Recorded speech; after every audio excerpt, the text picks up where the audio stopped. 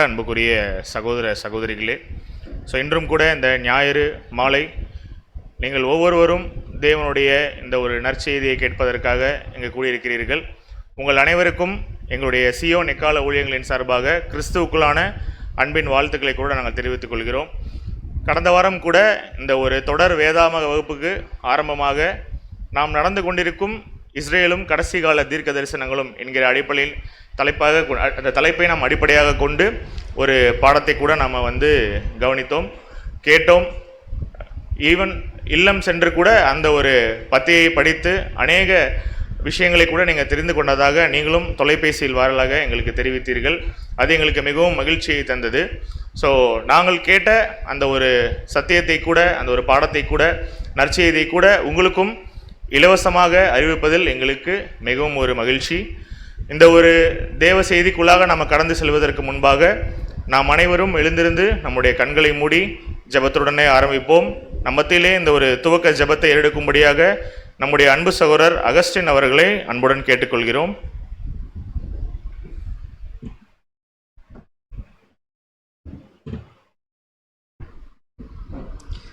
நாம் ஜெபிப்போம். ஒருவரும் சேரக்கூடாத ஒளியில் வாசம் செய்கிற எங்கள் அன்பின் நல்ல ஆண்டவரே, ஆசீர்வதிக்கப்பட்ட இந்த மாலை வேலைக்காக நன்றியோடு கூட ஸ்தோத்திரிக்கிறோம். விசேஷமாய் ஆண்டவரே, எங்களுக்கு இந்த ஒரு நல்ல ஒரு பாடத்தை தரும்படியாய் நீங்கள் சித்தம் வைத்திருக்காக நன்றி செலுத்துகிறோம். எங்கெங்கோ இருந்த அன்பு சகோதர சகோதரிகளும் இந்த நேரத்தில் எங்களுக்கு ஒன்று கூட்டி உங்களுடைய ஒரு நல்ல சத்திய பாடத்தை கொடுக்க போகிற உங்களுடைய அன்பிற்காக நாங்கள் நன்றி செலுத்துகிறோம். மிஞ்சியுள்ள ஆண்டவரே, இந்த பிள்ளைகள் உங்களுடைய சத்தியத்திலே வளர, சத்தியத்தை அறிவீர்கள், சத்தியம் உங்களை விடுதலையாக்கும் என்ற உங்களுடைய வார்த்தையை அவர்கள் உணர்ந்து இதுவரைக்கும் கேட்டிராத சத்தியத்தை அவர்களுக்கு கேட்கிறதுக்கு ஒரு நல்ல காதையும் ஒரு உணர்வுள்ள இருதயத்தையும் தந்து அவர்கள் தொடர்ந்து இந்த ஒவ்வொரு வகுப்பிலும் கலந்து கொள்ள நீங்கள் கிருபை பாராட்டும்படியாக உங்களுடைய சமூகத்தில் ஒப்புக் கொடுக்கிறோம். இங்கே வந்திருக்கிற ஒவ்வொரு அன்பு சகோதர சகோதரிகளும் உங்களுடைய பொறுப்புள்ள கரத்தில் ஒப்புக் கொடுக்கிறோம். மீதியான வேலை முழுவதையும் நீங்கள் பொறுப்படுத்திக் கொள்ளும். இந்த சிறிய ஜெபத்தை எங்கள் ரட்சகர் ஆண்டவராக இயேசு கிறிஸ்துவின் மூலமாக உங்களுடைய பொற்பாதத்தில் வைக்கிறோம். எங்கள் ஜீவனில் நல்ல பிதாவே, ஆமென். அனைவரும் அமரலாம். அன்புக்குரிய சகோதர சகோதரிகளே, இந்த ஞாயிறு மாலை இந்த ஒரு அடிப்படை வேதாகம வகுப்புக்கு வந்திருக்கக்கூடிய உங்கள் ஒவ்வொருவரையும் மீண்டும் ஒரு முறை சியோன் எக்காலம் ஊழியங்கள் சார்பாக நாங்கள் வருக வருக என வரவேற்கிறோம்.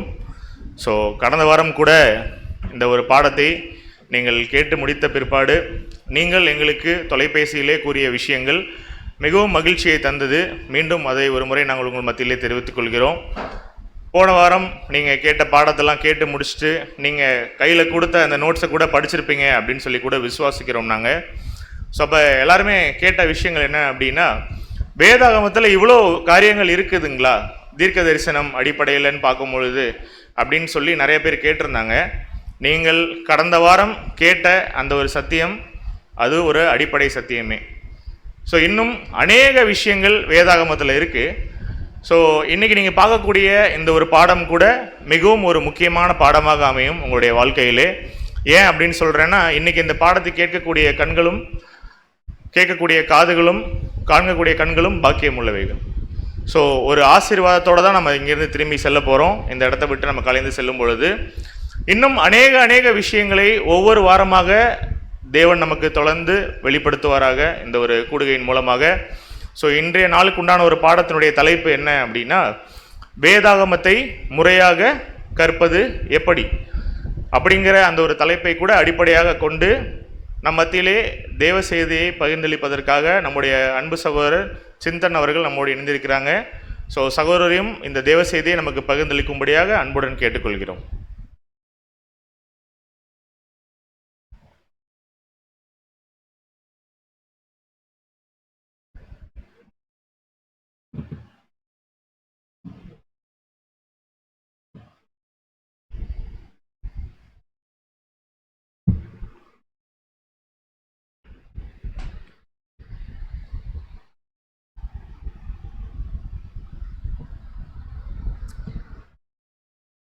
கிறிஸ்துவுக்கு அன்பான சகோதர சகோதரிகளே, அனைவருக்கும் கிறிஸ்துவுக்குள்ளான அன்பின் வாழ்த்துக்கள் தெரிவித்துக் கொள்கிறேன். விசேஷமாக நம்முடைய தேவன் இப்படியாக அவருடைய பிள்ளைகளாக இருக்க நம்மளையும் அழைத்து இன்றைய நாளிலும் தேவனுடைய அடிப்படை சத்தியங்களை நாம் யாவரும் தியானிக்கும்படியாக தேவன் கிருபை செய்துள்ளார். ஆதலால் நம்முடைய தேவனுக்கு நம்முடைய ஆண்டவராகிய இயேசு கிறிஸ்து மூலம் நன்றியை எடுத்துக்கொள்ளலாம். அன்பான சகோதர சோர்களே, கடந்த வாரம் பார்த்தீங்கன்னா இதே இடத்துல இருந்து வேற ஒரு சகோதரர் என்ன பண்ணாருன்னா, இந்த தலைப்பின் கீழே என்ன பண்ணாருன்னா ஒரு சத்திய பாடத்தை கொடுத்தார். இன்றைக்கு வேற ஒரு நபர், அதாவது நான் வந்திருக்கிறேன். இங்கே பேசக்கூடிய சகோதரர்கள் ஒரு 4-5 பேர் மாறி மாறி தான் பேசுவாங்க. சகோதரர்கள் மாறுவார்களே தவிர சத்தியம் என்ன பண்ணாதுங்க, மாறாது. அதே மாதிரி பேசுகிறது இது சகோதரர் மனுஷன் கிடையாது, இது தேவனுடைய ஆவியில் அவங்க என்ன பண்ணுறாங்கன்னா பேசுகிறார்கள், அவ்வளோதான் இங்கே இருக்குது. அதனால இங்கே பேசக்கூடிய எந்த சகோதரனையும் நீங்கள் பார்க்க வேண்டாம், அவங்கள யாரையும் எந்த மகிமைப்படுத்த வேண்டாம், எது செய்ய வேண்டாம். எல்லா துதி மகிமை யாருக்கு தான் போகணும் பார்த்தீங்கன்னா நம்முடைய தேவனுக்கு மட்டும்தான். ஸோ கடந்த வாரமே ஒரு ஆச்சரியமான ஒரு தலைப்பின் கீழே ஒரு பாடத்தை தியானிச்சிருப்போம், இஸ்ரேலும் கடைசி கால தீர்க்க தரிசனம். இந்த பாடமெல்லாம் எதோட பேஸ் அப்படின்னு பார்க்கின்ற பொழுது நமக்கு ஒரு ஃபார்மட் இருக்கு. நம்ம பைபிள் படிக்கிறதுக்கு ஒரு ஃபார்மட் இருக்கு, ஒரு அடிப்படை சத்தியம் அப்படின்னு நம்ம சொல்லுகிறோம். அதில் ஒரு பேஸ், அதில் ஒரு சப்ஜெக்ட் தான் இந்த இஸ்ரேலும் கடைசி கால தீர்க்க தரிசனம். இப்போ இந்த ஃபார்மட்டை ஒரு சரியான முறையில் நம்ம படிக்க போகிறோம். அதில் தான் இன்னைக்கு என்ன பார்க்க போகிறோம் அப்படின்னா, வேதாகமத்தை முறையாக கற்பது எப்படி. பிரதர் ஒர்க் ஆக மாட்டேங்குது பாருங்க. கற்றுக்கொள்வது எப்படி, எப்படி வேணால் நம்ம வைத்துக்கொள்ளலாம். How to unlock the Bible, how to study the Bible. எனக்கு தெரிஞ்சது இது இல்லை.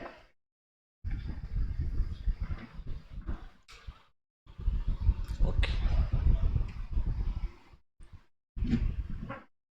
ஓகே ஸோ வேதாகமத்தை முறையாக கற்றுக்கொள்வது எப்படி, இந்த தலைப்பின் கீழே தான் நம்ம தியானிக்க போகிறோம். இந்த தலைப்பை கேட்ட உடனே சில பேர்த்துக்கு என்ன வந்துடும் பார்த்தீங்கன்னா, சந்தோஷம் வரும், சில பேர்த்துக்கு ஒரு துக்கம் வரும், சில பேர்த்துக்கு கோபம் வரும், சில பேர்த்துக்கு ஆச்சரியமாக பார்ப்பாங்க. ஒவ்வொருத்தருக்கும் ஒவ்வொரு மாதிரி மனநிலைமை உண்டாகும். காரணம் என்னன்னா, பிரதர் நாங்கள் பைபிள் என்ன பண்ணிட்டு இருக்கிறோம், எப்போ கிறிஸ்துவர்களாக மாறினமோ இல்லை எப்போ கிறிஸ்துவர்களாக பிறந்தமோ அப்போ இருந்து நாங்கள் என்ன பண்ணிட்டு இருக்கிறோம், பைபிள் படிச்சுட்டு இருக்கிறோம். இப்போ போய் வேதாகமத்தை முறையாக கற்றுக்கொள்வது எப்படி, என்னன்னா எங்களுக்கு தான் தெரியுமே. ஒருத்தர்கிட்ட கேட்டான், நீங்கள் பைபிள் படிச்சிருக்கீங்களான்னு கேட்டான். அவங்க என்ன சொன்னால், பைபிள் படிச்சிருக்கிறேங்க அப்படின்னா. எப்படி ஃபர்ஸ்ட்ல இருந்து கடைசி வரைக்கும் படிச்சிங்களான்னு கேட்டாங்க. அவங்க சொன்னாங்க, பிரதர் ஃபர்ஸ்ட்ல இருந்து கடைசி வரைக்கும் படிச்சிருக்கிறோம். இன்னொரு ஆச்சரியமான சொன்னாங்க, தலைகீழாகவும் படிச்சிருக்கிறோம் அப்படின்னு. தலைகளானா பைபிள் இப்படி தலைகளாக வச்சில்ல, ஆதியாகமத்திலிருந்து வெளிப்படுத்தின விசேஷம் வரைக்கும் ஃபுல்லாக படிச்சுட்டாங்க. வெளிப்படுத்தின விசேஷத்துலேருந்து என்ன பண்ணுறாங்க, அப்படியே ரிவர்ஸாக படிச்சிருக்கிறேன் அப்படின்ட்டு. இப்படி ஒரு 5 தடவை படிச்சிருக்கிறேன், இப்படி ஒரு 5 தடவை படிச்சிருக்கிறேன். எங்களே போய் கேட்குறீங்களே அப்படின்னாங்க. சரி படிச்சிங்களே, ஏதோ புரிஞ்சுதான்னு கேட்டேன். அது மட்டும்தான் என்ன பண்ணலைங்க, புரியல. படித்தேன், படிக்கலின்லாம் கேட்கல, ஆனால் படித்தேன், ஆனால் என்ன பண்ணலைன்னா புரியல. ஒரு வசனம் இங்கே வராது சகோதரர், வாசிங்களேன். அதாவது தேவனுடைய வார்த்தை எப்படிப்பட்டது, பேதுரு என்ன சொல்றார், ஆண்டவராக இயேசு கிறிஸ்து கிட்ட என்ன சொல்றார். யோவான் 6ஆம் அதிகாரம் எடுத்துங்க. யோவான் 6ஆம் அதிகாரம் 68ஆம் வசனம். யோவான் 6ஆம் அதிகாரம் 68ஆம் வசனம். யோவான் 6ஆம் அதிகாரம் 68ஆம் வசனம். சீமோன் பேதுரு அவருக்கு பிரதியுத்தரமாக, பாருங்க, சீமோன் பேதுரு அவருக்கு நம்முடைய ஆண்டவராய் இயேசு கிறிஸ்துவுக்கு பிரதியுத்தரமாக என்ன சொல்றார், ஆண்டவரே யாரிடத்தில் போவோம், எங்க போவோம், யாரிடத்தில் போவோம், நித்திய ஜீவ வசனங்கள் உம்மிடத்தில் உண்டு, நித்திய ஜீவ வசனம் உம்மிடத்தில் உண்டு. அப்ப அந்த வசனத்துக்கு பாருங்க எவ்வளோ இம்பார்ட்டன்ட் வேதாகம் அங்க சொல்லப்பட்டிருக்கு. இப்ப இந்த பைபிளை கண்டிப்பா நம்ம புரிந்து கொள்ள வேண்டியது அவசியம். இப்போ ஏன் அப்படின்னு பார்த்தீங்கன்னா, ஒவ்வொரு மதத்துக்கும் ஒவ்வொரு ரிலீஜியன்ஸுக்கும் ஒவ்வொரு புக்கு இருக்குது. அதே மாதிரி கிறிஸ்டியன் சொன்னோம்னா நமக்குன்னு ஒரு புக்கு இருக்குது, கரெக்டுங்களா? அந்த புக்கு தான் என்னன்னு பார்த்தீங்கன்னா பரிசுத்த வேதாகமம். இந்த பரிசுத்த வேதாகமம் எதற்காகன்னு பார்த்தீங்கன்னா, தேவன் நமக்காக கொடுத்துக்கிட்டார். ஒரு புக்கை எது கொடுத்துப்பாரு தேவன், நீங்கள் நல்லா படிங்க, படித்து என்னை பற்றி என்ன பண்ணிக்கங்க, நல்லா தெரிஞ்சு கொள்ளுங்க. நான் கொடுக்கும் திட்டம் என்ன, நான் உங்களுக்கு கொடுக்க போகிற ஆசீர்வாதம் என்ன, அதெல்லாம் நீங்கள் படித்து என்ன பண்ணிக்கங்க, தெரிஞ்சுக்குங்க அப்படிங்க. இப்போ ஸ்கூலில் ஒரு புக்கு கொடுக்குறாங்க, மாணவனுக்கு கொடுக்குறாங்க. மாணவன் வாங்கி அந்த புக்கை என்ன பண்ணிடுறாரு பார்த்தீங்கன்னா, பேக் உள்ளே வச்சுக்கிறார். எக்ஸாம் எழுத போகிறார், பாஸ் ஆயிடுவாரா? ஃபீஸ் கட்டியாச்சு, புக்கு வாங்கியாச்சு, புக்கு எடுத்து பேக்கில் வச்சாச்சு, இது இன்னும் புக்கு தூக்கிட்டு ஸ்கூலுக்கு போகிறான் தம்பி, எல்லாமே பண்ணுறான். ஆனால் ஒன்றே ஒன்று தான் படிக்கல. என்ன அப்படின்னா, அந்த புக்கை திறந்து படிக்கல, வாங்கிடுவார், பாஸ் ஆயிடுவாரா? ஏன் ஆக மாட்டார்? அதான் இது புரியுது. படித்தா தானே பிரதர் பாஸ் ஆக முடியும், படிக்கலைன்னா பாஸ் ஆக முடியாது. புக்கு பார்த்தீங்கன்னா ஃப்ரெஷ்ஷாகவே இருக்கும், பார்த்துருக்கீங்களா? ஃப்ரெஷ்ஷாகவே இருக்கும். இப்போ தேவன் நமக்கு ஒரு புக்கு கொடுக்குறார், பரிசுத்த வேதாகம். அதை வாங்கி நம்ம என்ன பண்ணிடுறோம் அப்படின்னு பார்த்தீங்கன்னா, எடுத்து செல்ஃப்லேயே வச்சுக்கிறோம். சில நேரத்தில் சர்ச்சுக்கு கொண்டு போகிறோம், சில நேரத்தில் படிக்கிறோம். ஆனால் நமக்கு என்ன பண்ணுறது இல்லைங்க, புரிகிறது இல்லை. ஆனால் தேவன் விட்டுருவாரா? அவர் விட மாட்டார். அவர் என்ன சொல்கிறார்? நான் யாரை நேசிக்கிறேனோ அவங்களை கூப்பிட்டு அவங்களுக்கு நான் சொல்லி மட்டும் கொடுக்க மாட்டேன், பைபிள் இருந்து ஒரு விருந்தே ஆயத்தப்படுத்துவேன் அப்படின்ட்டு. நல்லா இருக்குல்ல இது? இல்லை, நான் ஒன்றும் தப்பாக கேட்கல, இது நல்லா இருக்கா? இல்லை கேட்டேன். விருந்து, நமக்கு விருந்துனால ஒரு மகிழ்ச்சி தானே. நான் ஒரு விருந்தே என்ன பண்ணுவேன், உங்களுக்கு ஆயத்தப்படுத்துவேன். இந்த விருந்தில் நீங்கள் என்ன பண்ணுங்கன்னா, நல்லா சாப்பிடுங்க. கரெக்டாக, நல்ல விருந்து என்ன பண்ணுங்க, சாப்பிடுங்க. அதுக்கு தான் விருந்து, நல்லா சாப்பிடுங்க. அப்படிப்பட்ட விருந்து தான் இனி ஒவ்வொரு வாரமும் பார்க்க போகிறோம், நல்லா சாப்பிட போகிறோம். அப்போது ஒவ்வொரு பாடமும் நமக்கு முடிகின்ற பொழுது எந்த டவுட்டுமே வராது. தேவன் கொடுக்குற அந்த நித்திய ஜீவ வசனத்தை, சத்திய பாடத்தை நன்றாக புரிந்து கொள்ள போகிறோம். அப்போது இந்த வசனம், இந்த சத்தியம் எப்படிப்பட்டதாக இருக்கிறது? வாசிக்கலாம் பாருங்க. சங்கீதம் 119 அதிகாரம் 103 வசனம். 119 சங்கீதம் 103 வசனம். உம்முடைய வார்த்தைகள் என் நாவுக்கு எவ்வளவு இனிமையானவைகள், என் வாய்க்கு அவைகள் தேனிலும் மதுரமாய் இருக்கும். தேவனுடைய வார்த்தை எப்படி இருக்குமாமா? தேனிலும் மதுரமா. டேஸ்ட் பண்ணணும். தேவனுடைய வார்த்தையை டேஸ்ட் பண்ண வேண்டும் என்றால் அவர் என்ன சொல்லி இருக்கிறார் என்பதை நாம் புரிந்து கொள்ள வேண்டும். கரெக்டுங்களா? நம்ம ஒரு சொல்லுவாங்க, அப்போ சர்க்கரை அப்படின்னு பேப்பரில் எழுதுனா சர்க்கரையோட டேஸ்ட் தெரியுமா? அப்போ என்ன பண்ணுவாடு? அந்த பேப்பர் எடுத்து நான் அப்படின்னா பேப்பர் எடுத்துனாக்குன்னா வேற மாதிரி நினச்சிக்குவாங்க.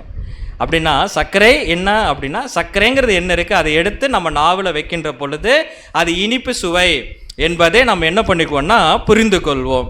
அப்போ வசனம் என்ன சொல்லுது? உங்களுடைய வார்த்தைகள் எப்படிப்பட்டதா இருக்காமா? தேனிலும் மதுரமாக இருக்கு. ஓவர் ஸ்வீட்னஸ், ரொம்ப ஸ்வீட்னஸாக இருக்கு அப்படின்னு சொல்கிறது. அப்போ இந்த ஸ்வீட்னஸை புரிந்து கொள்ள வேண்டும் என்றால் அதுக்குன்னு ஒரு மெத்தட் இருக்கு. அந்த மெத்தடை நம்ம படிக்கின்ற பொழுது ஈஸியாக அண்டர்ஸ்டாண்ட் பண்ணிக்கலாம். பாருங்க, எரேமியா தீர்க்கதரிசி சொல்லும் போது எப்படி சொல்றார்? எரேமியா 15 அதிகாரம் 16 வசனம் வாசிப்போம். எரேமியா 15 அதிகாரம் 16 வசனம். உம்முடைய வார்த்தைகள் கிடைத்த உடனே அவைகளை உட்கொண்டேன். புரிஞ்சு? உம்முடைய வார்த்தைகளை கிடைத்த உடனே நான் என்ன பண்ணிக்கிறேன்? உட்கொண்டேன். விருந்து. புரிஞ்சுதுங்களா? இப்போ தேவனுடைய வார்த்தை வந்துருச்சுன்னா எடுத்த உடனே எங்கே போட்டுறேன்னு? மனசுக்குள்ளே போட்டுக்கணும், இருதயத்துக்குள்ளே கொண்டு போய் சேர்த்துக்கணும், அதை டைஜஸ்ட் பண்ண வேண்டும். சரிங்களா? உன் வார்த்தைகளை கிடைத்த உடனே அவைகளை உட்கொண்டேன். வாசிங்க. உம்முடைய வார்த்தைகள் எனக்கு சந்தோஷமும். உம்முடைய வார்த்தைகள் எப்படி இருக்கு? சந்தோஷமும் என் இருதயத்துக்கு மகிழ்ச்சியுமாய் இருந்தது. என் இருதயத்துக்கு மகிழ்ச்சியுமாய் இருக்கு. வேற எந்த மகிழ்ச்சியும் வேண்டாங்க. அப்ப பாருங்க, யோவான் சொல்லும் போது என்ன சொல்லுகிறார்? அப்போஸ்தலனாகிய யோவான் சொல்லும் போது, யாரிடத்தில் ஆண்டவரே போவோம்? நித்திய ஜீவ வசனம் உம்மிடத்தில் உண்டு. சங்கீதக்காரன் சொல்லுகிறார், எப்படி சொல்றாருன்னா, உம்முடைய வார்த்தைகள் தேனிலும் மதுரமாய் இருக்கு. எரேமியா தீர்க்கதரிசி என்ன சொல்றாருன்னா, உம்முடைய வார்த்தைகளை கிடைத்தவுடனே என்ன பண்ணிட்டேன்? உட்கொண்டேன். அப்போ தேவனுடைய வார்த்தைக்கு எவ்வளோ மகிமை இருக்குன்னு பாருங்க. அது மகிழ்ச்சி, அது இனிமையானது, அது சந்தோஷத்தை கொடுக்கக்கூடியது. அப்போ அந்த வார்த்தைகளை நாம் என்ன பண்ணணும்னா கட்டாயமாக புரிந்து கொள்ள வேண்டும். ஒரு சமயத்தில் 1ஆம் வருகையில் நம்முடைய ஆண்டவராகிய இயேசு கிறிஸ்து இந்த பூமிக்கு வந்திருக்கும் போது ஞானஸ்தானம் எடுத்த பின்பாக, யோர்தான் நதியில் ஞானஸ்தானம் எடுத்த பின்பாக 40 நாள் என்ன பண்ணுறாருன்னா வனாந்திரத்துக்கு போயிட்டார். அங்கே போய் உபவாசம் இருந்தார் 40 நாள். உபவாசம் இருந்து வெளியே வந்த உடனே ஆண்டவராகிய இயேசு கிறிஸ்துக்கு ஆப்போசிட்டாக யார் வந்தா? இதெல்லாம் நமக்கு நல்லா தெரியும். யார் வந்தா? பிசாசா சாத்தானா? ரெண்டு. Very good, super. இப்போ கரெக்டாக வரீங்க. ரெண்டும் ஒன்று தான். சில இடத்துல ஒரு இடத்துல இதே பாடம் எடுக்கும்போது சொல்ல மாட்டேன்ட்டாங்க, சா சா சா அப்படின்னாங்க. ஏன் வந்துட்டானே என்ன பண்ணுறது? நான் அதெல்லாம் வரமாட்டான். சரிங்களா? உலகத்தை ஜெயித்தவர் நம்ம கூட இருக்கிறார். அவர் மேலே விசுவாசம் வைக்கும் போது இவனும் சும்மா. சரிங்களா? அப்போது ஆண்டவராக இயேசு கிறிஸ்துக்கு ஆப்போசிட்டாக யார் வரான்னு பார்த்தீங்கன்னா சாத்தான் வரான். வந்து சாத்தானுடைய ட்ரிக்கே அதுதான். வந்து என்ன சொல்கிறான்னா, ஆண்டவரே நீங்கள் பார்க்குறதுக்கு ரொம்ப டயர்டாக இருக்கிறீங்க, கரெக்டுங்களா, ரொம்ப சோர்வாக இருக்கிறீங்க, 40 நாள் நீங்கள் என்ன பண்ணல, சாப்பிடல, பசியாக இருக்கிறீங்க, நீங்கள் என்ன பண்ணுங்கன்னா இந்த கல்லுகளை அப்பமாக்கி சாப்பிடுங்க அப்படின்னாரு. நம்மளாக இருந்து என்ன பண்ணியிருப்பான், என்னையவே டெஸ்ட் பண்ணுறியா, நான் அப்பமாக்க மாட்டேன், பிரியாணிக்கு என்ன பண்ணிடுவேன், சாப்பிட்டுருவான். ஆனால் ஆண்டவர் இயேசு கிறிஸ்து செஞ்சாரா, செய்யலை. சாத்தான் சொன்னதுக்கெல்லாம் இயேசு கிறிஸ்து என்ன பண்ண மாட்டாருங்க, பதில்லாம் சொல்ல மாட்டார். 40 நாள் நான் சாப்பிடல, 40 நாள் எங்கள் அப்பா என்ன பண்ணாருன்னு எனக்கு சோறு கொடுத்தார், நான் ஃபுட்டு கொடுத்தார். 40 நாள் அவர் இயேசு கிறிஸ்து என்ன ரிப்ளை பண்ணார் தெரியுங்களா? மத்தேயு 4ஆம் அதிகாரம் 4ஆம் வசனத்தில், மத்தேயு 4ஆம் அதிகாரம் 4ஆம் வசனம், அவர் பிரதியுத்தரமாக, மனுஷன் அப்பத்தினாலே மாத்திரம் அல்ல, தேவனுடைய வாயிலிருந்து புறப்படுகிற ஒவ்வொரு வார்த்தையினாலும் பிழைப்பான் என்று எழுதியிருக்கிறதை என்றார். பாருங்க, இயேசு கிறிஸ்துவோட ரிப்ளை என்ன தெரியுங்களா? மனுஷன் அப்பத்தினால் மாத்திரம் அல்ல, தேவனுடைய வாயிலிருந்து புறப்படுகிற ஒவ்வொரு வார்த்தையினாலும் பிழைப்பான். 40 நாள் நான் சாப்பிடாம இருந்தேன், ஜெபம் பண்ணிட்டு இருந்தேன். அப்போ எங்க அப்பா எனக்கு உணவை கொடுத்தார். இப்போ ஒன்று என்ன பண்ண மாட்டார்னா, சாகடிக்க மாட்டார், இல்லை கொன்று போட மாட்டார். 40 நாள் அப்பா உணவு கொடுத்தார், இப்போ எனக்கு என்ன பண்ணுவார், உணவு கொடுப்பார். மனுஷன் அப்பத்தினால மாத்திரமில்ல, தேவனுடைய வாயிலிருந்து புறப்படுகிற ஒவ்வொரு வார்த்தையினால என்ன பண்ணுவாருங்க, பிழைப்பான். இப்போ புரிஞ்சுதுங்களா?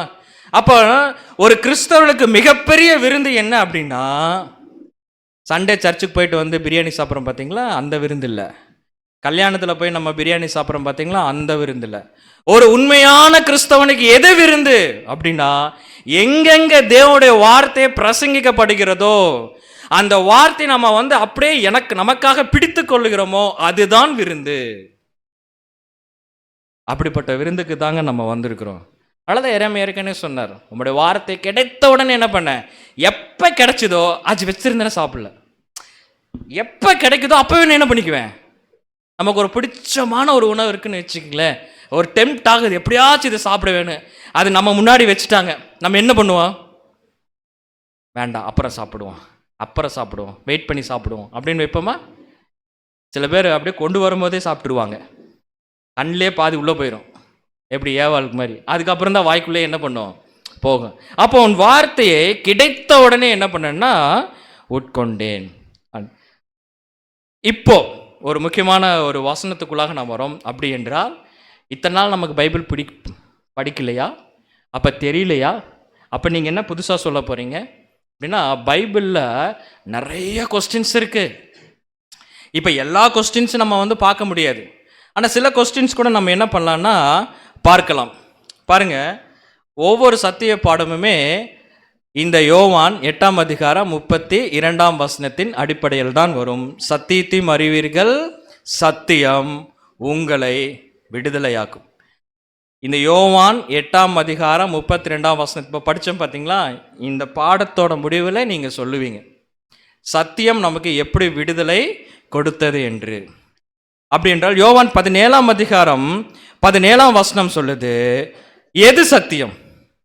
ஒரு இதிலே நமக்கு ஒரு கொஸ்டின் இருக்கு. சத்தியத்தையும் அறிவீர்கள், சத்தியம் உங்களை விடுதலையாக்கும், இருளிலிருந்து விடுதலையாக்கும், பொய்யிலிருந்து விடுதலையாக்கும். இந்த ஃபேன் போட வேண்டாமா, ஃபேன் இருந்தால் ரொம்ப ஹீட்டாக இருக்கு. இருளிலிருந்து விடுதலையாக்கும், பொய்யிலிருந்து என்ன ஆகும்னு பார்த்தீங்கன்னா விடுதலையாக்கும். அப்படி என்றால் உம்முடைய சத்தியம் என்றால் என்ன? அங்கே ஒரு கொஸ்டின் வைக்கும் போது பதில் வேதாகமத்தில் இருக்கு பாருங்க. யோவான் 17ஆம் அதிகாரம் 17ஆம் வசனம் வாசிப்போம். யோவான் 17ஆம் அதிகாரம் 17ஆம் வசனம், உம்முடைய வசனமே சத்தியம். உம்முடைய வசனமே சத்தியம்.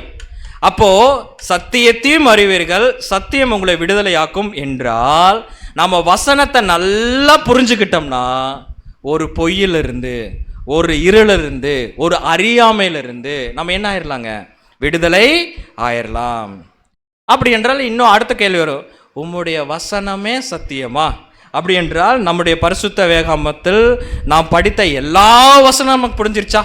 வசனம் புரிஞ்சாதான் சத்தியம் புரியும், சத்தியம் தெரிஞ்சாதான் நமக்கு என்ன கிடைக்கும், விடுதலையாகும். இதுதான் ஃபார்மேட், இதுதான் சொல்லி கொடுத்துருக்கார். அப்போ ஒரு கேள்வி வைப்போம், நம்முடைய பரிசுத்த வேதாகமத்தில் நாம் படித்த எல்லா வசனங்களும் புரிந்து விட்டதா? என்ன சொல்கிறீங்க? ஒரு 10 நிமிஷமாக நான் பேசிட்டேன், உங்களுடைய பதிலையும் கேட்பேன். எல்லா வசனமும் புரிஞ்சிருச்சா? புரியல. Okay, very good brother. இப்போ சில கேள்விகளை வசனங்களை நம்ம பார்க்கலாம். ஆதியாகமம் 1ஆம் அதிகாரம் 3ஆம் வசனம். ஆதியாகமம் 1ஆம் அதிகாரம் 3ஆம் வசனம், தேவன் வெளிச்சம் உண்டாக கடவது என்றார், வெளிச்சம் உண்டாயிற்று. பாருங்க, கேள்வி ஆதியாகமம் புஸ்தகத்துல 1ஆம் அதிகாரத்திலே இருக்கு. ஆதியாகமம் புஸ்தகம் 1ஆம் அதிகாரத்திலே இருக்கு. என்னது? தேவன் வெளிச்சம் உண்டாக கடவது என்றார், வெளிச்சம் என்ன ஆயிடுச்சு? உண்டாயிருச்சு. ரொம்ப சிம்பிள். இது பூமிக்கு. அப்ப பூமிக்கு வெளிச்சம் வேணும்னா என்னென்ன தேவை வேணும்? பூமிக்கு, வீட்டுக்கு இல்லை, வீட்டுக்குன்னா டியூப்லைட் போட்டுக்கலாம். பூமிக்கு வெளிச்சம் வேணும்னா என்ன தேவை? சூப்பர் பேர். நான் கேட்கறதுனால நீங்கள் தப்பாக நினச்சி இவர் ரொம்ப கடினமான கேள்வி கேட்பாரெல்லாம் நினச்சிக்காதீங்க. உங்களை போல் நானும் ஒரு சகோதரன் தான், மனிதன் தான், புரிஞ்சு கொள்வதற்காக, அவ்வளோதான், வேற இல்லை. அப்போ இந்த பூமிக்கு வெளிச்சம் வர வேண்டும் என்றால் முக்கியமான ஒரு ஒரு விஷயம் இருக்க வேண்டும். அது என்னது? கரெக்டாக சொன்னீங்க. என்னதுங்க? சூரியன். சூரியன் இருந்தால் பூமிக்கு என்ன வரும்? வெளிச்சம் வரும். அப்போ பூமியோடைய சேட்டலைட்டுன்னு பார்க்கும்போது அது பார்த்தீங்கன்னா சந்திரன். ஸோ காலைக்கு எதுக்கு வெளிச்சம் கொடுக்குன்னு பார்த்தீங்கன்னா சூரியன். இரவுக்கு பார்க்கும்போது ஒரு சின்ன வெளிச்சமாக எது இருக்கும் அப்படின்னு பார்த்தீங்கன்னா அந்த சந்திரன், நிலா இருக்கும். இவ்வளோ, இதுதான் பூமிக்கு வெளிச்சத்தை உண்டாக்குறது. ஓகே, இதை எத்தனை நாள் தேவன் படைத்தார்? வாசிங்க. ஆதியாகம் 1ஆம் அதிகாரம் 5ஆம் வசனம். 5ஆம் வசனம், தேவன் வெளிச்சத்துக்கு பகல் என்று பெயரிட்டார். தேவன் வெளிச்சத்துக்கு என்னன்னு பெயரிட்டார்? பகல். பகல்ல யார் வருவா? சூரியன். ஓகே. இருளுக்கு இரவு என்று பெயரிட்டார். இருளுக்கு இரவு என்று பெயரிட்டார். இருள யார் வருவா? சந்திரன். Okay, thank you brother. இப்போதான் என் கூட சிங்க்ரைஸ் ஆயிருக்கிறீங்க. ஓகே. சாயங்காலமும் விடியற்காலமுமாகி முதலாம் நாள் ஆயிற்று. ஓகே, சாயங்காலமும் விடிய காலமாகி எத்தனை நாள் ஆயிடுச்சு? முதல். அப்ப முதல் நாளே பூமிக்கு என்ன வந்துருச்சு? வெளிச்சம் வந்துருச்சு. ஒரு கேள்வி. ஓகே, பூமிக்கு என்னாச்சுன்னு பார்த்தா உங்களுக்கு இதில் இருக்கும் பாருங்க, இருக்கா? ஸோ பூமிக்கு பகலில் சூரியன், இரவுக்கு சந்திரன் வந்துருச்சு. சூரியன் மற்றும் சந்திரன். ஆனால் இதே ஆதியாகம புஸ்தகம் 1ஆம் அதிகாரம் 14ஆம் வசனம் என்ன சொல்லுது தெரியுங்களா? இப்போ சூரியன் சந்திரனால தானே வெளிச்சம் வந்திருக்கும். அப்போ அது எத்தனை நாள் ஆயிடுச்சுன்னு படித்தோம்? முதலாம் நாள் படித்தோமா? இப்போ பாருங்க, ஆதியாகமம் 1ஆம் அதிகாரம் 14ஆம் வசனம். 14ஆம் வசனம், பின்பு தேவன் பகலுக்கும் இரவுக்கும் வித்தியாசம் உண்டாக்கத்தக்கதாக வானம் என்கிற ஆகாய விரிவிலே சுடர்கள் உண்டாக கடவது, அவைகள் அடையாளங்களுக்காகவும் காலங்களையும் நாட்களையும் வருஷங்களையும் குறிக்கிறதற்காகவும் இருக்க கடவது என்றார். என்னது? பகலுக்கும் இரவுக்கும் வித்தியாசம் உண்டாகத்தக்கதாக வானம் என்கிற ஆகாய விடரிலே சுடர்களை வைத்தார்னா என்னது? சூரியன், சந்திரன்.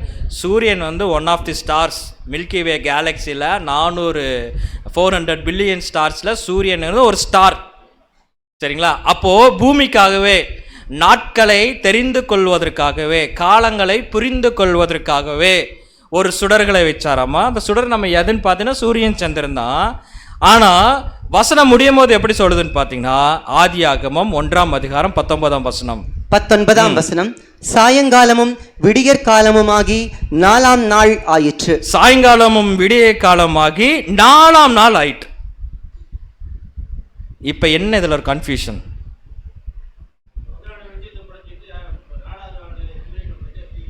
Super, very good brother, very good. அவ்வளவுதான். பாருங்க, ஆதியாகமம் 1ஆம் அதிகாரத்திலே ஒரு கொஸ்டின் வந்துருச்சு. ஆண்டவரே, நீங்க 1ஆவது நாள்லயே வெளிச்சம் உண்டாக கடவுன்னு சொன்னீங்க, வெளிச்சம் வேணும் இருளும் வேணும் சொன்னீங்க.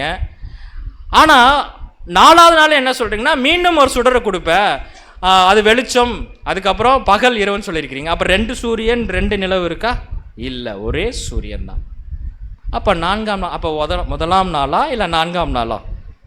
கொஸ்டின் வருதா இல்லையா? கொஸ்டின் வருதா இல்லைங்களா? என்ன எத்தனாவது நாள் நம்ம எடுத்துக்கலாம்? நீங்கள் அமைதியாக இருக்கவும் நானும் அமைதியாக இருக்கவும் நேரம் செல்லவும், அப்புறம் நீங்கள் கிளம்பிடுவீங்க, நானும் கிளம்பிடுவேன். எத்தனை நாள் எடுத்துக்கலாம்? முதலாம் நாளா 4ஆம் நாளா? அப்போ 4ஆம் நாள் இல்லை, அப்போ அந்த வசனம் தப்பு. அப்படி இல்லை என்ன, அப்போ 4ஆம் நாள். அப்போ 4ஆம் நாள்னா முதலாம் நாள் இல்லை, அப்போ அது தப்பு. இப்படி சொன்னாலே பயமாக இருக்குது, தேவன் நம்மளும் தப்பு நடிச்சிருவார். வசனம் என்னைக்கு என்ன பண்ணாதுங்க, நம்மளோட அண்டர்ஸ்டாண்டிங் தான் மாறும். அதை நம்ம படிக்கலாம். அடுத்தது பார்த்திங்கன்னா, அடுத்த ஒரு உங்களுக்கு புரிந்து கொள்வதற்காக, ஒரு கப்புள்ஸ் இருக்கிறாங்க, திருமணம் ஆகுது. பார்த்திங்கன்னா அவங்களுக்கு குழந்தையே இல்லை, ரொம்ப வருஷமாக குழந்தை இல்லை. ஜெபம் பண்ணிக்கிட்டே இருக்கிறாங்க, வசனமெல்லாம் சொல்லி ஜெபம் பண்ணுறாங்க. கற்பத்தின் கனி, கர்த்தரால் வரும் சுதந்திரம் எல்லாம் சொல்லி ஏதோ ஜெபம் பண்ணிட்டே இருக்கிறாங்க. தேவன் ஒரு நாள் அவங்க ஜெபத்தை கேட்டு என்ன பண்ணிட்டாருன்னு பார்த்தீங்கன்னா, ஒரு அழகான குழந்தை அழகாக இருக்குல்ல, ஒரு அழகான குழந்தையே கொடுத்துட்டாங்க. ரொம்ப சந்தோஷமாக இருக்கிறாங்க, ரொம்ப மகிழ்ச்சியாக இருக்கிறாங்க. நம்ம குழந்தையே ரொம்ப வருஷமாக இல்லை, நல்லா ஜெபம் பண்ணிட்டு இருந்தோம், கர்த்தருடைய பெரிதான கிருபை நிமித்தமாக நமக்கு ஒரு அழகான குழந்தைய தேவன் என்ன பண்ணியிருக்கிறாரு, கொடுத்துருக்கிறார் அப்படின்னு சொல்லிட்டு அந்த குழந்தைய பார்க்கும் போதெல்லாம் மகிழ்ச்சி, சந்தோஷம், தேவனுக்கு நன்றி சொல்லிக்கிட்டே இருக்கிறாங்க. அப்போ இந்த குழந்தைக்கு ஃபஸ்ட்டு பர்த்டே வருது. ஃபஸ்ட்டு பர்த்டே வந்தோடனே பேரண்ட்ஸுக்கு பயங்கர சந்தோஷம். இது பெருசாக என்ன பண்ணிடலாம், பெருசாக செலிப்ரேட் பண்ணிடலாம்னு சொல்லிட்டு நம்ம ரிலேஷன்லாம் கூப்பிட்டு, ஃப்ரெண்ட்ஸ் எல்லாம் கூப்பிட்டு, ரூம் எல்லாம் புக் பண்ணி, ரூம் இல்லை அது என்னது, பார்ட்டி ஹால்லாம் புக் பண்ணி, ஐயரெல்லாம் கூப்பிட்டு எல்லாம் பக்கா செட் பண்ணிட்டாங்க. இப்போ எதுக்கு, இந்த மகிழ்ச்சியை கொண்டாடுவதற்காக, ஷேர் பண்ணுறதுக்காக அப்படின்ட்டு. உடனே என்ன பண்ணுறாங்கன்னா, குழந்தைக்காக கேக் வெட்ட போகிறார். உடனே அந்த அம்மா சொல்லுது, சும்மா இருங்க, குழந்தை கேக் வெட்டாது, அதனால் அப்பா வெட்டுறாரு, சரிங்களா, சும்மா இருங்க. நம்ம எத்தனை நாள் நமக்கு குழந்தை இல்லை, கரெக்டாக எத்தனை நாள் குழந்தை இல்லை, நம்ம எவ்வளோ ஜெபம் பண்ணி தேவன் நமக்கு இந்த குழந்தையை கொடுத்துருக்காரு, அப்படியே போய் கேக் வெட்டக்கூடாது. நம்ம ஒரு வசனத்தை வாசித்து ஜெபம் பண்ணி அதுக்கப்புறம் என்ன பண்ணுவோம், கேக்கை வெட்டும். நல்ல விஷயம் தானே. உடனே சந்தோஷம் வரும்போது, கிறிஸ்தவர்கள் படிக்கிற புஸ்தகம் என்ன புஸ்தகம் வரும் பாருங்க, கரெக்டாக என்னது, சங்கீதம். ஆமாம், கிறிஸ்தவர்களுக்காகவே சந்தோஷம் வந்தால் சங்கீதம், துக்கமாக இருந்தால் பிரசங்கி. அப்புறம் எதோ துக்கமாக இருக்குது அது பிரசங்கி எடுத்து படிப்பா அப்படின்ட்டுருவாங்க. சந்தோஷமாக இருந்தால் சங்கீதம். இந்த அம்மா அதான் சொல்லியிருக்கு, ரொம்ப சந்தோஷமாக இருக்குது, ஒரு சங்கீதத்திலேருந்து ஒரு வசனம் எடுத்து படிங்கன்னா அப்பாவுக்கு புரியல. நீங்கள் பாருங்கள், சங்கீதம் எல்லாமே நல்லாயிருக்கும், திடீர்னு ஒரு வசனம் படிங்கன்னா புரியாது. நம்ம என்ன பண்ணுவோம் தெரியுங்களா, கிறிஸ்தவரோட ஹேபிட், இது ஒரு ஹேபிட்டு. சங்கீத புஸ்தகத்தை என்ன பண்ணுவோம் தெரியுங்களா, ஜெபம் பண்ணி இப்படி வச்சுக்கிட்டு பார்த்துக்கிட்டீங்களா, எல்லாத்துக்கும் அதுதான், வேறு ஒன்றும் இல்லை. தேவனே ஒரு நல்ல வசனத்தை கொடுங்க தேவனே சொல்லிட்டு இப்படின்னு ஓப்பன் பண்ணிடும். ஓப்பன் பண்ணால் ஒரு அருமையான வசனத்தை கொடுத்தாங்க. அருமையான வசனம் சங்கீதத்திலிருந்து தான். சங்கீதம் என்றாலே என்னது, சந்தோஷம். தெரியுங்களா, என்ன வசனம் தெரியுங்களா, சங்கீதம் 137 அதிகாரம் 9ஆம் வசனம். 137 சங்கீதம் 9ஆம் வசனம். உன் குழந்தைகளை பிடித்து கல்லின் மேல் மோதி அடிக்கிறவன் பாக்கியவான். உன் குழந்தையை பிடித்து கல்லின் மேல் மோதி அடிக்கிறவன் பாக்கியவான். இப்ப அந்த அப்பா என்ன பண்ணுவாரு, வச்சு இதுக்குத்தான் நான் உனக்கு சொன்னேன், பேசாம கேக்கை வெட்டிட்டு ஜெபம் பண்ணிட்டு போயிருந்தா எந்த பிரச்சனையும் இருந்திருக்காது. இப்போ வசனம் என்ன சொல்லிருச்சு, உன் குழந்தைகளை பிடித்து கல்லின் மேல் மோதி அடிக்கிறவன் பாக்கியவான். இப்படி போய் நம்ம அடிச்சோன்னா போலீஸ் நம்மளை பிடிச்சிக்கும். சென்னையில் கீழ்பாக்கம் தானே ஃபேமஸ், அங்கே கொண்டு சேர்த்திடுவாங்க, ஜெயிலுக்கு கூட போக மாட்டாங்க, ஏதாவது ஆகி போச்சாட்டுக்குன்னு சொல்லி சேர்த்தி விட்டுருவாங்க. செய்யலாமா? சரி, அது விடுங்க. ஒரு மற்ற மதத்தினர் இந்த வசனத்தை படிக்கிறாங்க. இப்போ பைபிள் படித்தா ரட்சிப்படையலாமாமா எல்லாருமே சொல்கிறாங்க அப்படின்னு சொல்லிட்டு அவர் தெரியாமல் இந்த வசனத்தை படிச்சிடறார். உன் குழந்தைகளை பிடித்து கல்லின் மேல் மோதி அடிக்கிறவன் பாக்கியவான். இந்த வசனத்தை படிச்சுட்டு நீங்கள்லாம் தானே கிறிஸ்தவர்கள், மன்னிச்சுக்குங்க இப்படி கை நீட்டினதுக்காக என்னை சேர்த்தா சொல்கிறேன், நீங்கள்லாம் தானே கிறிஸ்தவர்கள், நீங்கள் தானே தினம் சர்ச்சுக்கு போகிறீங்க, சண்டே நீங்கள் தானே சர்ச்சுக்கு போகிறீங்க, இந்த வசனத்துக்கு எங்களை விளக்கம் சொல்லுங்கள். நான் என்ன சொல்லுவோம் தெரியுங்களா, இப்போ எப்படி அமைதியாக இருந்தோமோ அப்படியே என்ன பண்ணுவோம், அமைதியாக இருப்போம். தெரியுங்களா? சரி, எவ்வளோ கொஸ்டின்ஸ் இருக்குது பாருங்கள்.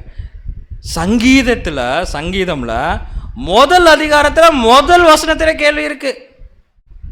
எங்கே பாருங்க, வசனம் வாசிக்கலாம் பாருங்க. சங்கீதம் 1ஆம் அதிகாரம் வசனம் 1, 2. 1ஆம் சங்கீதம் வசனங்கள் 1 மற்றும் 2. துன்மார்க்கருடைய ஆலோசனையில் நடவாமலும் பாவிகளுடைய வழியில் நில்லாமலும் பரியாசக்காரர் உட்காரும் இடத்தில் உட்காராமலும். பாருங்க, பரியாசம் செய்கிற இடத்துல நீங்க என்ன பண்ணிடுற, உட்காராமலும். இதான் ரொம்ப முக்கியமானது. கர்த்தருடைய வேதத்தில் பிரியமாயிருந்து. கர்த்தருடைய வேதத்தில் பிரியமாயிருந்து, எப்பவுமே பிரியமாயிருந்து. இரவும் பகலும் அவருடைய வேதத்தில் தியானமாயிருக்கிற மனுஷன் பாக்கியவான். எப்படியாமா? இரவும் பகலும் அவருடைய வேதத்தில் தியானமாயிருக்கிற மனுஷன் பாக்கியவான். இரவும் பகல்னா என்னது? காலையிலையும் சரி சாயந்தரம் சரி எப்பவுமே பைபிள் நம்ம என்ன பண்ணிட்டு இருக்கோன்னு சொல்ல. கரெக்டு தான், தப்பெல்லாம் ஒன்றும் இல்லை. நான் யாரையும் தப்பு சொல்ல மாட்டேன். காலையிலும் சரி சாயந்தரம் சரி நைட்டும் சரி தொடர்ந்து என்ன செய்து கொண்டிருக்கோன்னு பக்கு உங்களுக்கு தொடர்ந்து வசனம் தான் கேட்குறேன். என்ன பண்ண? தொடர்ந்து பைபிள் என்ன பண்ணு படிச்சுட்டு தான் இருக்கோன்னு. காலையிலேயும் படிச்சுட்டு இருக்கிறோம், சாயந்தரமும் படிக்கிறோம், நைட்டும் படிக்கிறோம். அப்புறம் எப்போ தான் தூங்குவோம்? எப்போ தான் தூங்குவோம்? எவ்வளோ நேரம் தூங்குகிறோம்? இது ஒரு எக்ஸாம்பிள் தான் கேட்குறேன். எவ்வளோ நேரம் தூங்குவோம்? இப்போ வரும் பாருங்க, உண்மை வரும் பாருங்க. எவ்வளோ நேரம் தூங்குவோம்? ஒரு 7 ஹவர்ஸ் எடுத்துக்குமா அப்ராக்சிமேட்டாக? 6 மணி நேரம். கடுமையான உழைப்பாளியாக இருப்பீங்க போட்டிருக்கு. பரவாயில்ல. ஜப்பானில் தான் 6 மணி நேரம் தூங்குவாங்க. ஜப்பான் ஸ்டைல் பரவாயில்ல. 6 மணி நேரம் தூங்குறது நல்லது தான்.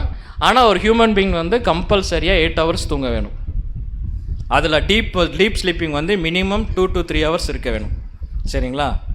8 ஹவர்ஸ் நம்ம படுத்தா தான் ஒரு டீப் ஸ்லீப்பிங் வந்து 2லேருந்து 3 மணி நேரம் வரும். Sleeping is very important. ஆனால் அதில் டீப் ஸ்லீப்பு தான் ரொம்ப இம்பார்ட்டண்ட். சரிங்களா?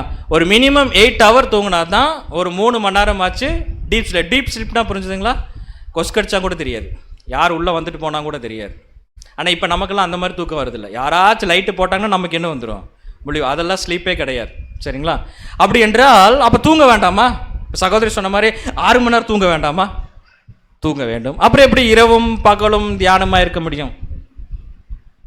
இது என்னது? ரொம்ப தூங்கி எந்திரிச்சோன்னே என்ன பண்ணுவான்? முக்கியமானது. அப்போ ப்ரெஷ் பண்ண வேண்டாமா? ப்ரெஷ் பண்ணணும். அதுக்கப்புறம் நிறைய கடமைகள் இருக்குது. அது முடித்த பின்னாடி எங்கே போகணும்? ஆஃபீஸ் போகணும். ஆஃபீஸ் ட்ராவல் பண்ணி போக வேணும். சென்னை பெங்களூரில் பார்த்தீங்கன்னா ட்ராவலிங்கே 1/2 மணி நேரம் 1 மணி நேரம் ஆகுது. அதுக்கப்புறம் ஆஃபீஸில் வேலை செய்ய வேணும். அதுக்கப்புறம் எங்கே போகணும்? இது என்ன இடம்? ரேஷனில் போய் நிற்கணும். ரேஷனில் போய் நின்னா சர்க்கரை கொடுத்துருவானா? சரிங்களா? அது பொங்கல் டைமில் கொடுத்துருவாங்களா? பொங்கல் 1000 ரூபா கொடுக்கும்போது கொடுத்துருவானா? முடியாது. அதுக்கு போய் எவ்வளோ நேரம் நிற்கணும்? 1000 ரூபா கொடுக்கணும், எவ்வளோ நேரம் வேணால் நாங்கள் நிற்போம். ஓகே. அப்போ ரொம்ப முக்கியமானது பாருங்கள். என்னது? இது பார்க்கலன்னா எப்படி? இப்போ எல்லாம் வீட்டில் செவ்வறு எது டிவி எதுனே தெரிய மாட்டேங்குது. செவ்வரோட டிவி தான் பெருசாக இருக்குது, செவத்தில் ஒட்டி வச்சுக்கிறாங்க. அப்புறம் நைட் என்ன பண்ணுறோம்? திருப்பியும் தூங்கிடுறோம். ஒரு 24 மணி நேரத்தில் இது எல்லாமே அத்தியாவசியமாக இருக்குது. இதில் பாருங்க, நான் சாப்பிட்றது போடல, கருத்துங்களா? 3 வேளை என்ன பண்ணுறோம்? சாப்பிட்றது போகல, டீ குடிக்கிறது, ஃப்ரெண்ட்ஸ் கிட்ட போகிறது, ஃபோனு. அந்த ஃபோனில் இப்போ வேறு சரு இப்படியே அதுக்கு ஒரு 2 மணி நேரம் போகுது. அது இப்போ இருக்கிறவங்க பார்த்தீங்கன்னா 2 மணி நேரம் இல்லை, அதே இப்படி பார்த்தா நைட்டு கண்ணு வீங்குற வரைக்கும் அது பார்த்துக்கிட்டே இருக்கிறாங்க. அப்போ எப்படி 24 மணி நேரம் வேதத்தில் நம்ம வந்து தியானமாக இருக்க முடியும்? என்டர்டைன்மெண்ட் விட்டுருங்க, அத்தியாவசியமாக காரியங்கள் செய்கிறக்கே நமக்கு ஆல்மோஸ்ட் பார்த்தீங்கன்னா 16 ஹவர்ஸ் போயிடும். கரெக்டுங்களா? வேலையில் ஒரு 8 மணி நேரம், ட்ராவலிங் பண்ணுறதுல 1 மணி நேரம், வீட்டில் வந்து சாப்பிட்றது, ஆஃபீஸில் சாப்பிட்றது, அதெல்லாம் சாப்பிட்றது எல்லாம் அதில் 1 மணி நேரம், அப்படியே கணக்கு போட்டோம்னா 16 ஹவர்ஸ் போயிடும். மீதி இருக்கிறதுல நமக்கு வந்து பார்த்தீங்கன்னா ஒரு 8 ஹவர்ஸ் தான். ஆனால் வசனம் என்ன சொல்லுது? கர்த்தருடைய வேதத்தில் பிரியமாக இருந்து இரவும் பகலும் தியானமாக இருக்கிற மனுஷன் பாக்கி. இப்போ நம்மெல்லாம் என்னது இல்லை? பாக்கியவான் இல்லை. ஓகே, நான் சொல்ல மாட்டேன். சரிங்களா? அடுத்தது ஆதியாகமம் 2ஆம் அதிகாரம் 7ஆம் வசனம். இதுக்கு மட்டும் நீங்கள் எல்லாரும் கரெக்டாக ஆன்சர் பண்ணிடுங்க, கொஞ்சம் ஹாப்பியாக இருக்கும். ஆதியாகமம் 2ஆம் அதிகாரம் 17ஆம் வசனம். ஆதியாகமம் 2ஆம் அதிகாரம் 17ஆம் வசனம். ஆனாலும் நன்மை தீமை அறியத்தக்க விருட்சத்தின் கனியை புசிக்க வேண்டாம், அதை நீ புசிக்கும் நாளில் சாகவே சாவா என்று கட்டளையிட்டார். பாருங்க, தேவன் சொல்றார் ஆதாம் பார்த்து, ஆதாம் இந்த தோட்டத்தில் இருக்கிற எல்லா கனியும் நீ புசிக்கலாம், ஆனா இந்த கனியை மட்டும் நீ என்ன பண்ணக்கூடாது? புசிக்க கூடாது. என்ன கனி? நன்மை தீமை அறியத்தக்க இந்த விருட்சத்தின் கனி நீ என்ன பண்ணிடாத? புசிக்காத. ஒருவேளை நீ புசிச்சினா புசிக்கும் நாளிலே சாகவே அப்படின்னு என்ன, எப்போ சாப்பிட்றியோ அப்போவே நீ என்ன அறிவ, செத்துருவ. இது சொன்னது யாரு? தேவன் சொன்னார். அவன் பாருங்க, தேவன் சொன்னார். ஓகே, இப்போ சாத்தான் என்ன சொல்றான் வாசிங்க. ஆதியாகமம் 3ஆம் அதிகாரம் வசனம் 4-5. ஆதியாகமம் 3ஆம் அதிகாரம் வசனங்கள் 4 மற்றும் 5. அப்பொழுது சர்ப்பம் ஸ்திரீயை நோக்கி, நீங்கள் சாகவே சாவதில்லை, நீங்கள் இதை புசிக்கும் நாளிலே உங்கள் கண்கள் திறக்கப்படும் என்றும் நீங்கள் நன்மை தீமை அறிந்து தேவர்களைப் போல் இருப்பீர்கள் என்றும் தேவன் அறிவார் என்றது. பாருங்க, முக்கியமான வசனம் பாருங்க. அப்பொழுது சர்ப்பம் ஸ்திரீயை நோக்கி, நீங்கள்னா யாரு? நீயும் உங்களுடைய கணவனா இருக்கிற ஆதாம், நீங்கள் இந்த கனியை சாப்பிட்டீங்கன்னா சாகவே சாவதில்லை. தேவன் என்ன சொன்னார்? புசிக்கும் நாளிலே சாகவே சாவாய். சாத்தான் என்ன சொன்னா? புசிக்கும் நாளே நீங்க என்ன பண்ண மாட்டீங்க, சாக மாட்டேன்னு சொன்னாங்க. யார் சொன்னது நடந்தது? தேவன் சொன்னது நடந்ததா? ஆதாம் எத்தனை வருஷம் உயிரோட வாழ்ந்தார் தெரியுங்களா? 930 வருஷம். எவ்வளோ? 930 வருஷம். அப்படி கேட்டாலும் இப்போ பாதி பேருக்கு ஹார்ட் அட்டாக் வந்துடும் தெரியுங்களா? இங்கே 50 வயசு தாண்டிட்டாலே பார்ட்டி வைக்கிறாங்க, 50 வயசு நான் தாண்டிட்டேன் அப்படின்ட்டு. ஏன்னா அப்படி போயிட்டுருக்கு ஹெல்த் கண்டிஷன்லாம். பார்த்துருப்பீங்க, 35 32லே எல்லாத்துக்கும் ஹார்ட் அட்டாக் வருது. அவ்வளோ ஒஸ்ட்டாக இந்த பூமி மாறிடுச்சு, ஹெல்த்தி லைஃப் மாறிடுச்சு. சாத்தான் எல்லாத்தையும் மாற்றிட்டான். 930 வருஷம் ஆதாம் உயிரோடு இருந்திருக்கிறார். தேவன் சொன்னார் புசிக்கும் நாளிலே சாகவே சாவாயினாரு. சாத்தான் சொன்னான், நான் சொல்கிறேன் நீ புசிக்கும் நாள் என்ன பண்ண மாட்டீங்க, சாக மாட்டீங்க அப்படின்னு. தேவன் சொன்னது நடந்ததா, சாத்தான் சொன்னது நடந்ததா? நான் எதுவும் சொல்ல மாட்டேன், தேவனும் கோச்சுக்க மாட்டார். யார் சொன்னது நடந்தது? சாத்தான் சொன்னது நடந்தது. இப்படி போய் வெளியே சொன்னோம்னா, நாங்கள் ஒரு பைபிள் வச்சுருக்குறோம், அந்த பைபிள் தேவனை பற்றி தெரியும். தேவன் அவர் தான் உண்மையான தேவன். கண்ணிருந்து காணக்கூடியவர், காதிருந்து கேட்கக்கூடியவர், அவர் பேசக்கூடியவர், நமக்குள்ளா உலாவக்கூடியவர். ஆனால் அவர் சொல்கிறது மட்டும் நடக்காதுங்க அப்படின்னு சொன்னால் என்ன பண்ணுவோம்? அதுக்கு எதுக்கு நீங்கள் பைபிளில் படிக்கணும் சொல்லுவாங்களா, சொல்ல மாட்டாங்களா? What is the answer? இப்போ புரிஞ்சுதான்? நம்ம இன்னும் வெளிப்படுத்தின விசேஷமெல்லாம் போகவே இல்லை, இன்னும் எசேக்கியெல்லாம் போகவே இல்லை. எசேக்கியேல் சக்கரத்துக்குள் சக்கரம் அப்படிம்பார். வெளிப்படுத்தின விசேஷம் ஒரு ஸ்திரீ சூரியனை அணிந்திருக்கிறாள் அப்படின்னா, சூரியனை ட்ரெஸ்ஸாக போட முடியுமா? சூரியன் வேணால் நம்மளே போட்டுக்கலாம், நம்மளாம் சூரியனை போட முடியாது, புரியாது. அடுத்தது என்னது? இது ஒரு உணவு, சரிங்களா? கிரில் சிக்கன்றாதீங்க, அதை பார்த்தா அப்படி தான் இருக்கும், பட் இது ஒரு உணவு. இப்போ இந்த உணவை என்ன பண்ண வேண்டும் என்பதை வசனம் சொல்லுது. வசனம் சொன்னால் அப்படியே கேட்கணும். இன்றைக்கி போய் நீங்கள் என்ன பண்ண போகிறீங்க? இன்றைக்கி மத்தியானம் என்ன செஞ்சுருப்போம்? உண்மையை சொல்லிடுங்க. மீன் தப்பிச்சிட்டாங்க, சரி, மீனோ சிக்கனோ மட்டன் ஏதோ ஒரு உணவு இருக்குமில்ல, கண்டிப்பாக இருக்குமில்ல. அட்லீஸ்ட் வெஜிடேரியனாக நம்ம செஞ்சுருப்போம்ல. ஓகே, இப்போ வசனம் சொன்னால் நம்ம என்ன பண்ணோன்னு? யாரிடத்தில் ஆண்டவரே போவோம்? நித்திய ஜீவ வசனம் உம்மிடத்தில் ஒன்று. உன் வார்த்தை கிடைச்ச உடனே நாங்கள் என்ன பண்ணிடுவோம்? உட்கொள்வோம். இன்னைக்கு ஒரு வார்த்தை கொடுக்குறார், தயவுசெய்து எல்லாரும் உட்கொள்ளுங்க அப்படின்னு என்னது? கீழ்ப்படிஞ்சிருங்க, சரிங்களா? பிரசங்கி 11ஆம் அதிகாரம் 1ஆம் வசனம். பிரசங்கி 11ஆம் அதிகாரம் 1ஆம் வசனம். உன் ஆகாரத்தை தண்ணீர்கள் மேல் போடு, உன் ஆகாரத்தை தண்ணீர்கள் மேல் போடு, அநேக நாட்களுக்கு பின்பு அதன் பலனை காண்பாய். அநேக நாட்களுக்கு பின்பு என்ன காண்பாய்? பலனை காண்பாய். இன்னைக்கு நம்ம பிரியாணி செஞ்சுருப்போமா? எடுத்து தண்ணி தொட்டிக்குள்ளே போட்டு வச்சுக்கோங்க, போட்டுட்டு தண்ணி தொட்டியை மூடிடுங்க. அநேக நாட்கள், ஒரு 25 நாட்கள் கழித்து அந்த அப்படி தண்ணி தொட்டி ஓப்பன் பண்ணால் என்ன இருக்கும்? அப்படி இது போட்டு தண்ணி குடிச்சிடாதீங்க. அப்புறம் அதுக்கு பின்பாக வருகின்ற அனைத்து ஆபத்துகளுக்கு நாங்கள் பொறுப்பாக மாட்டோம். என்ன வரும்? தண்ணி தொட்டியில் என்ன? நீங்கள் போய் தண்ணி தொட்டியில் போட்டிங்கன்னா பக்கத்து வீட்டுக்காரன் கம்ப்ளைண்ட் பண்ணி வர, இவங்க தண்ணி தொட்டிலேருந்து என்ன வருது? ஒரு விதமான ஒரு துர்நாட்டம் வந்துட்டு இருக்கிற, இவங்க ஏதோ பண்ணிட்டு இருக்கிறாங்க, தப்பு பண்ணிட்டு இருக்கிறாங்க அப்படின்ட்டு. யாராச்சும் சாப்பாடு செஞ்சு கொண்டு போய் தண்ணியில் போடுவாங்களா? சில பேர் இதுக்கு ஒரு விளக்கம் கொடுத்தாங்க. அதை கேட்டு எங்களுக்கே சாக்காயிருச்சு. நாங்கள் கூட யோசிக்கவே இல்லை. என்ன சொன்னால், பிரதர் இது கஞ்சி சொல்லியிருக்கிறாங்க பிரதர், கஞ்சி பழைய கஞ்சி அப்படின்னாங்க. அப்படி இருக்கு. அதுக்கப்புறம் நாம் தான் கொஞ்ச நேரம் தண்ணி குடிச்சிட்டு பேச வேண்டியதாகிடுச்சு. ஏன்னா கஞ்சி அப்படி தானே பண்ணுவாங்க. பழைய சோறை என்ன பண்ணுவாங்க, அது கஞ்சி போட்டு இதே வசனம் என்ன சொல்லிருக்கு, அநேக நாட்கள். இப்போ அப்படி செய்வோமா? செய்ய மாட்டோம். என்னங்க இப்பெல்லாம் பைபிள் இருந்தாங்க வசனம் படிக்கிறோம், எதுவுமே என்ன பண்ண மாட்டேங்குதுங்க, புரிய மாட்டேங்குது. அடுத்தது பாருங்க, மத்தேயு 13ஆம் அதிகாரம் 12ஆம் வசனம். தேவன் யாரை பிளஸ் பண்ணுவார்? யாரை பிளஸ் பண்ணார்? ஒருத்தர் நல்ல வசதியாக இருக்கிறார், ஒருத்தருக்கு எதுவுமே இல்லை. அப்போ தேவன் பிளஸ் பண்ணோன்னா யாரை தான் பிளஸ் பண்ணணும்? யாரை பிளஸ் பண்ணுவோம்? ஒன்றும் இல்லை, உண்மையாக யாருக்கு இல்லாதவங்க தானே பிளஸ் பண்ணுவோம். இப்போ ஒரு ரோட்டில் 2 பேர் போயிட்டுருக்குறாங்க. ஒருத்தர் ஒரு செல்ஃபோன் பேசிட்டு நல்லா வசதியாக நல்லா டிப்டாப் ட்ரெஸ் பண்ணிட்டு செல்லெல்லாம் பேசிட்டு நம்மகிட்ட வந்து ஹெல்ப் கேட்குறாரு, பிச்சை கேட்குறாரு தான் நான் டீசெண்டாக சொல்கிறேன். ஒரு 20 ரூபா கொடுங்க 10 ரூபா கொடுங்கன்னு கேட்டால் நம்ம கொடுப்போமா? ஏன்னா அவன் நம்மளோட காஸ்ட்லி என்ன பண்ணியிருக்கிறான், செல்ஃபோன் வச்சுக்கிறான். அதே பக்கத்தில் ஒரு மனிதன் வந்து ஒன்றும் இல்லாதவனாக இருக்கிறான், பார்த்தாலே தெரியுது சாப்பாட்டுக்கு எந்த வழி இல்லாமல் இருக்குது. அவன் ஒரு 10 ரூபா கேட்டால் நம்ம என்ன பண்ணுவோம்? சரி பாவம் என்ன பண்ணுறது, 10 ரூபா சரி இருந்துட்டு போட்டோம் அப்படின்னு ஒரு அன்பை நம்ம காட்டுவோம். அப்போது நம்மளே இந்த அளவுக்கு மனசு இறங்கும் போது தேவன் மனம் இறங்க மாட்டாரா? அன்பை கற்றுக் கொடுத்ததே யார்?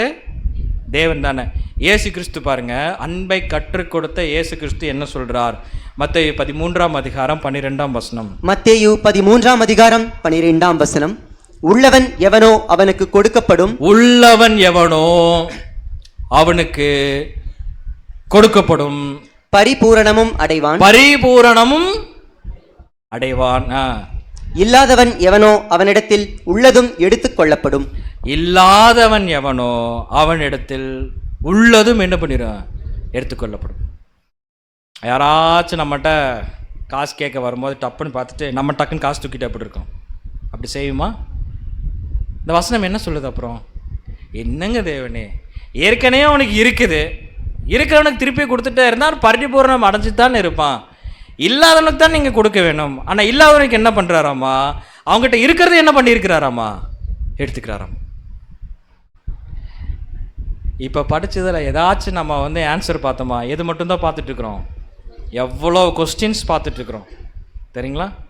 அப்போது நான் இது ஒரு சாம்பிள். இந்த மாதிரி ஒவ்வொரு புஸ்தகத்திலும் அநேக கேள்விகள் இருக்குது, அநேக கேள்விகள் இருக்குது. ஆனால் வேத வசனமெல்லாம் நமக்கு எதற்காக கொடுக்கப்பட்டிருக்கு பாருங்க. 2 தீமோத்தேயு 3ஆம் அதிகாரம் வசனம் 16, 17. 2 தீமோத்தேயு 3ஆம் அதிகாரம் வசனங்கள் 16 மற்றும் 17. வேத வாக்கியங்கள் எல்லாம் தேவ ஆவியினால் அருளப்பட்டிருக்கிறது.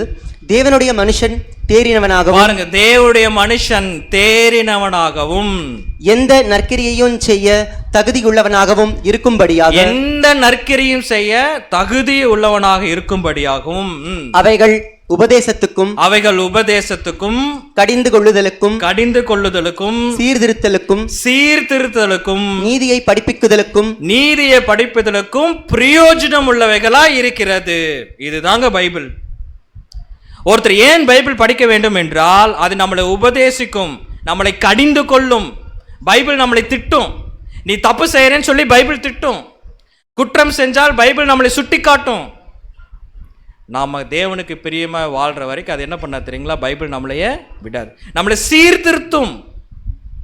அப்போ என்னன்னு புரிந்து கொண்டால்தான் தேவன் என்ன சொல்ல வரார் என்பதை நாம் புரிந்து கொள்ள வேண்டும். இந்த பைபிள் நம்ம பார்க்கின்ற பொழுது நம்ம கையில் வச்சிருக்கிறோம் பார்த்தீங்களா. இன்னைக்கு உலகத்தில் அநேக ஜனங்கள், அதிகமான பேர் கையில் இருக்கிறது என்னன்னு பார்த்தீங்கன்னா இந்த பரிசுத்த வேதாகமம் சரிங்களா. அநேக ஜனங்கள் இந்த பரிசுத்த வேதாகமத்தை கையில் வச்சிருக்கிறாங்க, எல்லாரும் வச்சிருக்கிறாங்க. ஆனால் என்ன பிரச்சனைனா அதில் இருக்கிறதை சரியாக புரிந்து கொள்ள முடியவில்லை. நிறைய பேர்த்தோட பைபிளில் பார்த்தீங்கன்னு வச்சுங்களேன் எப்படி இருக்குன்னா, சில இடம் மட்டும், இப்போ பைபிள் இருக்குன்னு வச்சுங்க, பைபிள் இல்லை ஏதாவது சொல்லி, இப்போ மொபைல் வச்சுக்க, பைபிளில் பார்த்தீங்கன்னா சில இடம் கருப்பாக இருக்கும், சில இடம் வெள்ளையாக இருக்கும். கருப்பாக இருந்தால் என்ன அர்த்தம் தெரியுங்களா? ஆமாம், சங்கீத புஸ்தகமெல்லாம் கருப்பாக இருக்கும், பார்த்துருக்கீங்களா? வெளிப்படுத்தின விசேஷம் என்ன இருக்கும், ஒயிட்டாக இருக்கும், அது பேப்பரும் கூட ஒட்டிகிட்டு இருக்கும்.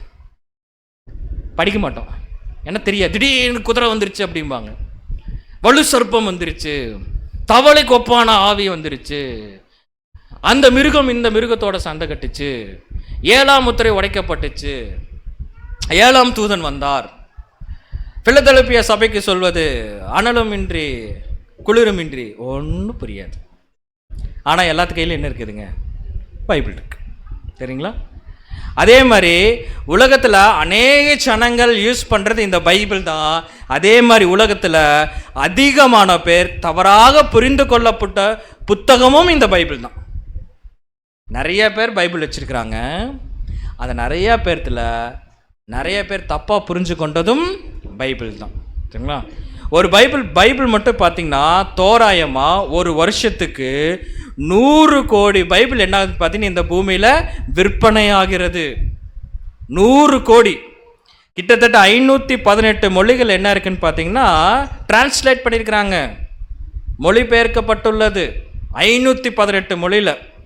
இதுவரையுமே பார்த்தீங்கன்னா எத்தனை பைபிள் சேல்ஸ் ஆகிருக்கும் அப்படிங்கிறது கணக்கே இல்லை, கவுண்ட்லெஸ். அவ்வளோ பைபிள் சேல்ஸ் ஆகுது. ஆனால் நிறைய பேர்த்துக்கு அது புரியறதில்ல. அச்சு இயந்திரம் கண்டுபிடிக்கப்பட்டு அது முதலும் சரி அதிகமாக சரி பிரிண்ட் அடித்தது எதுன்னு பார்த்தீங்கன்னா இந்த பைபிள் முழுமையாக எழுதி முடிக்கிறதுக்கு எடுத்துக்கொண்ட வருடங்கள் பார்த்தீங்கன்னா 1700 வருஷம், 1700 இயர்ஸ் சேர்ந்து தான் நான் இந்த 66 புஸ்தகம் நம்ம வச்சிருக்கிறோம். சாதாரண விஷயமே கிடையாது, தெரியுங்களா? அதே மாதிரி பார்த்தீங்கன்னா பழைய ஏற்பாட்டு மட்டும் எழுதுறதுக்கு எடுத்துக்கொண்ட காலங்கள் பார்த்தீங்கன்னா 1600 வருஷம். பழைய ஏற்பாட்டு மட்டும் 1600 வருஷம்.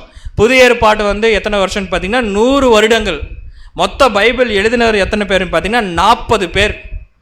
யோசிச்சு பாருங்க, 1700 வருஷம் ஒருத்தங்க பைபிள் எழுதுறாங்கன்னா யூதால இருக்கிறவர் ஆதியாகமத்தில் ரெஃபர் பண்ணுவார், சரிங்களா? நம்ம தாத்தாவோட பேர் கேட்டால் நம்ம என்ன பண்ணுவோம்? உண்மை சொல்லுவோம். நம்ம தாத்தா பேர் என்னன்னு கேட்டால் என்ன சொல்லுவோம்? தெரியாது. வெரி குட், தெரியாது என்பது சரியான விடை. தெரியாது. ஒரு 150 வருஷத்துக்கு முன்னாடி ஜென்ரேஷன் நமக்கு தெரியுமா? சரிங்களா? இப்போ சகோதரர் கூட பேசிட்டு நாங்கள் இங்கே இருக்கும்போது இந்த இடம் இப்படி இல்லவே இல்லைனார். இந்த பெரம்பூர் ரோடு ஒரு 25 இயர்ஸ் 30 இயர்ஸ்லேயே ஒரு இடமே மாறுது. ஆனால் பைபிள் எப்படிங்க 1700 வருஷம். அப்போ எழுதினவர்கள்லாம் ஸ்காலர்ஸா, பயங்கரமான ஸ்காலர்ஸா, அறிவாளிகளா, மேதைகளா, ஃபிலாசபர்ஸா அப்படின்னு கேட்டால் இல்லை. இதில் லூக்கா யாருன்னு பார்த்தீங்கன்னா அவர் மருத்துவர், ஏதோ கொஞ்சம் படிச்சிருக்கிறார். மத்தேயு வரி வசூலிப்பர். தாவீது ஆக்சுவலாக அவர் யார் தெரியுங்களா? இன்னைக்கு தாவீதுகிட்ட போய் கேட்டிங்கன்னா அவர் கிங்குன்னு சொல்ல மாட்டார். என்ன சொல்லுவார் தெரியுங்களா? நான் மந்தை மேய்ப்பர். அந்த ஹம்பிள்னஸ்னால தான், அந்த தாழ்மையினால தான் தேவன் என்ன சொன்னார் தெரியுங்களா? என் இருதயத்துக்கு ஏற்ற மனிதன். சாலமோன் யாரு? ஒரு ராஜா. ஆமோஸ் என்னது? அத்திப்பழம் வியாபாரி. அத்திப்பழம் வியாபாரம்னா இன்னைக்கு அத்திப்பழம் காஸ்ட்லி, அன்னைக்கு அத்திப்பழமெல்லாம் என்னது இல்லைங்க, காஸ்ட்லி கிடையாது. அது ரொம்ப ஒரு ஏழ்மையான ஒரு வேலை. அப்புறம் மோசே பார்த்தீங்கன்னா சகல சாஸ்திரமும் கற்றவர். பேதுரு யாருன்னு பார்த்தீங்கன்னா மீன் பிடிப்பர். ஒவ்வொருத்தரும் ஒவ்வொரு தொழில் பார்த்துருக்கீங்களா? ஒருத்தர் ராஜா, ஒருத்தர் மேய்ப்பர், ஒருத்தர் அத்திப்பழம் வியாபாரி, ஒருத்தர் வரி வசூலிப்பவர், ஒருத்தர் மருத்துவர், ஒருத்தர் சகல சாஸ்திரம் கற்றவர், ஒருத்தர் மீன் பிடிக்கிறவர், ஃபிஷர்மேன். ஒவ்வொருத்தரும் ஒவ்வொரு தொழில், ஆனால் எல்லாருமே பைபிள் எழுதியிருக்கிறாங்க. அதான் ரொம்ப ஆச்சரியம். யோவான் 5ஆம் அதிகாரம் 39ஆம் வசனம். யோவான் 5ஆம் அதிகாரம் 39ஆம் வசனம். வேத வாக்கியங்களை ஆராய்ந்து பாருங்கள். பைபிள் என்ன சொல்லுதுன்னா ஒவ்வொருத்தரும் ஒவ்வொரு மாதிரி எழுதியிருக்கிறாங்க. ஆனா எழுதுனது என்னன்னு பாத்தீங்கன்னா தேவனுடைய ஆவி, பரிசுத்தார். இப்ப இந்த பைபிளை எப்படி புரிந்து கொள்ள வேண்டும் என்பதை இயேசு கிறிஸ்து சொல்றார். இப்போ நிறைய கேள்வி எல்லாம் கேட்டோமே, நமக்கு ஆன்சர் பண்ண முடியல. ஏன் ஆன்சர் பண்ண முடியல தெரியுங்களா? பைபிளை இதுவரைக்கும் நம்ம என்ன பண்ணல? ஆராய்ச்சி பண்ணல. படிச்சிருக்கிறோம், என்ன பண்ணல? ஆராய்ச்சி பண்ணல. இயேசு கிறிஸ்து என்ன சொல்றார் பாருங்க, வாசிங்க சகோதரர் மீண்டுமாக. யோவான் 5ஆம் அதிகாரம் 39ஆம் வசனம். வேத வாக்கியங்களை ஆராய்ந்து பாருங்கள். வேத வாக்கியங்களை படித்து பாருங்கள் சொல்லல, வேத வாக்கியங்களை ஆராய்ந்து பாருங்கள். அவைகளால் உங்களுக்கு நித்திய ஜீவன் உண்டென்று எண்ணுகிறீர்களே. நீங்க ஆராய்ந்து பார்த்தாதான் உங்களுக்கு நித்திய ஜீவனே கிடைக்கும். என்னை குறித்து சாட்சி கொடுக்கிறவைகளும் அவைகளே. என்னை குறித்து சாட்சி கொடுக்கலும் அவைகள். அப்போ பைபிளை நம்ம என்ன பண்ணணும்?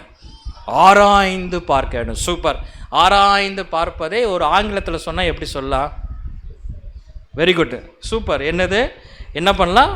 ரிசர்ச். ஆராய்ந்து பார்ப்பதை நம்ம என்ன பண்ணால் ரிசர்ச் பண்ண வேண்டும். லேப்லாம் நல்லா போட்டு ரிசர்ச் பண்ணுவோம், பார்த்துருக்கீங்களா? உண்மையிலே எனக்கு தெரியாது. ஒரு பச்சை கலர் எடுத்து ஒரு மஞ்சள் கலர் எடுத்து என்ன பண்ணுவாங்க, ஊற்றுனா புகையை அப்படின்னு வரும், கண்டுபிடிச்சிட்டேன் அப்படிம்பாங்க. என்ன கண்டுபிடிச்சேன்னு தெரியாது, எனக்கு தெரியாது, கெமிஸ்ட்ரி தெரியாது. ஆனால் ஏதோ ஒரு விஷயத்தை கண்டுபிடிக்கிறதுக்கு என்ன பண்ணணுங்க? ஆராய்ச்சி பண்ண முடியும். சில பேர் ஆராய்ச்சி பண்ணுவாங்க, பார்த்துருக்கீங்களா? ஆராய்ச்சி பண்ணுற வரைக்கும் ஷேவ் பண்ண மாட்டாங்க, முடி வெட்ட மாட்டாங்க, சரிங்களா? அப்படியே தாடி பார்த்தீங்கன்னா கீழே வரைக்கும் தொங்கும். அப்புறம் என்ன பண்ண, நான் கண்டுபிடிச்சிட்டேன், ஐ ஃபவுண்ட் இட் அப்படின்னு சொல்கிறாங்க.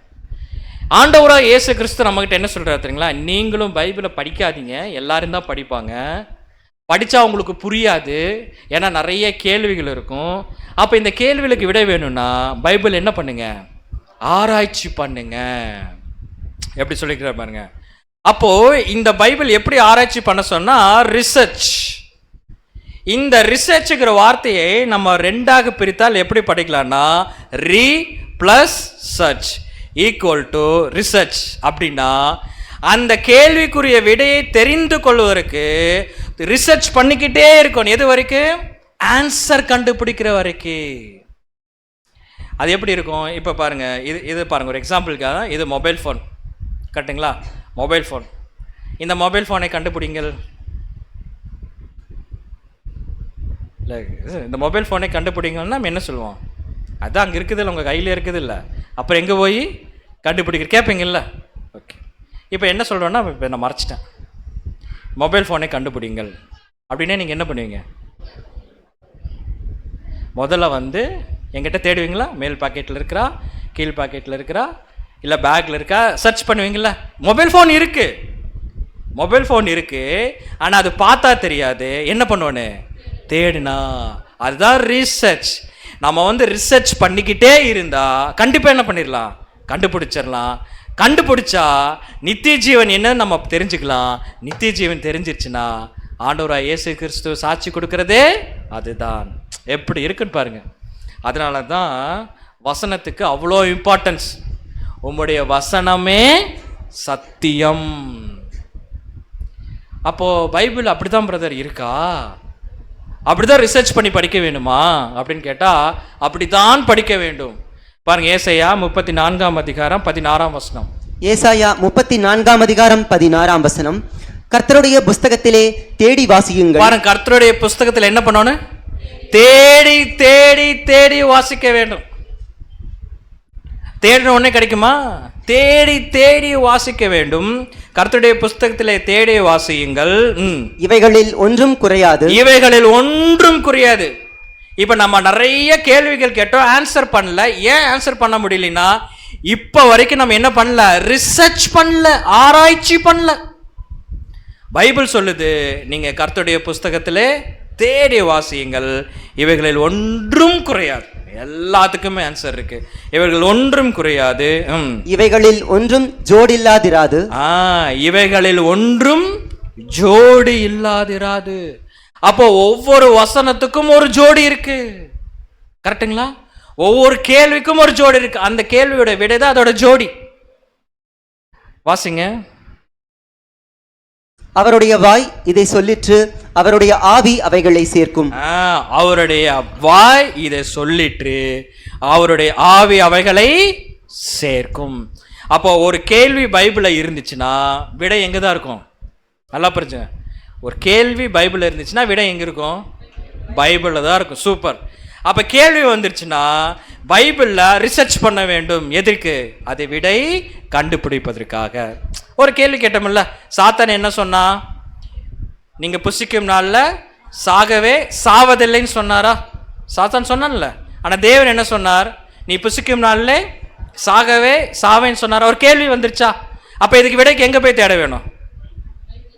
பைபிள்ல தான் தேட வேணும். சூப்பர். அதனாலதான் வசனம் சொல்லுது, கர்த்தருடைய புஸ்தகத்தில் தேடிய வாசியுங்கள், இவர்கள் ஒன்றும் குறையாது. குறையுள்ள புக்கெல்லாம் தேவன் நம்ம கையில் கொடுக்கலைங்க, நிறைவான புஸ்தகத்தை கொடுத்துருக்கிறார். இவைகளில் ஒன்றும் ஜோடி இல்லாதிராது. அப்போ ஒவ்வொரு வசனத்துக்கும் ஒரு ஜோடி இருக்கு. நமக்கு தெரியும். இப்போ ஜோடின்னு பார்க்கும்போது எதெல்லாம் ஜோடி நம்ம சொல்லுவோம், புரிஞ்சுங்களா? கமல் ஒரு ஒத்த கமல் வாங்கி போடுவோமா? இப்போ பாதி பசங்க அப்படி தான் சுற்றிட்டு இருக்கிறாங்க. அது கமல் கிடையாது, ஃபேஷன். கமல் எப்படி வாங்குவோம்?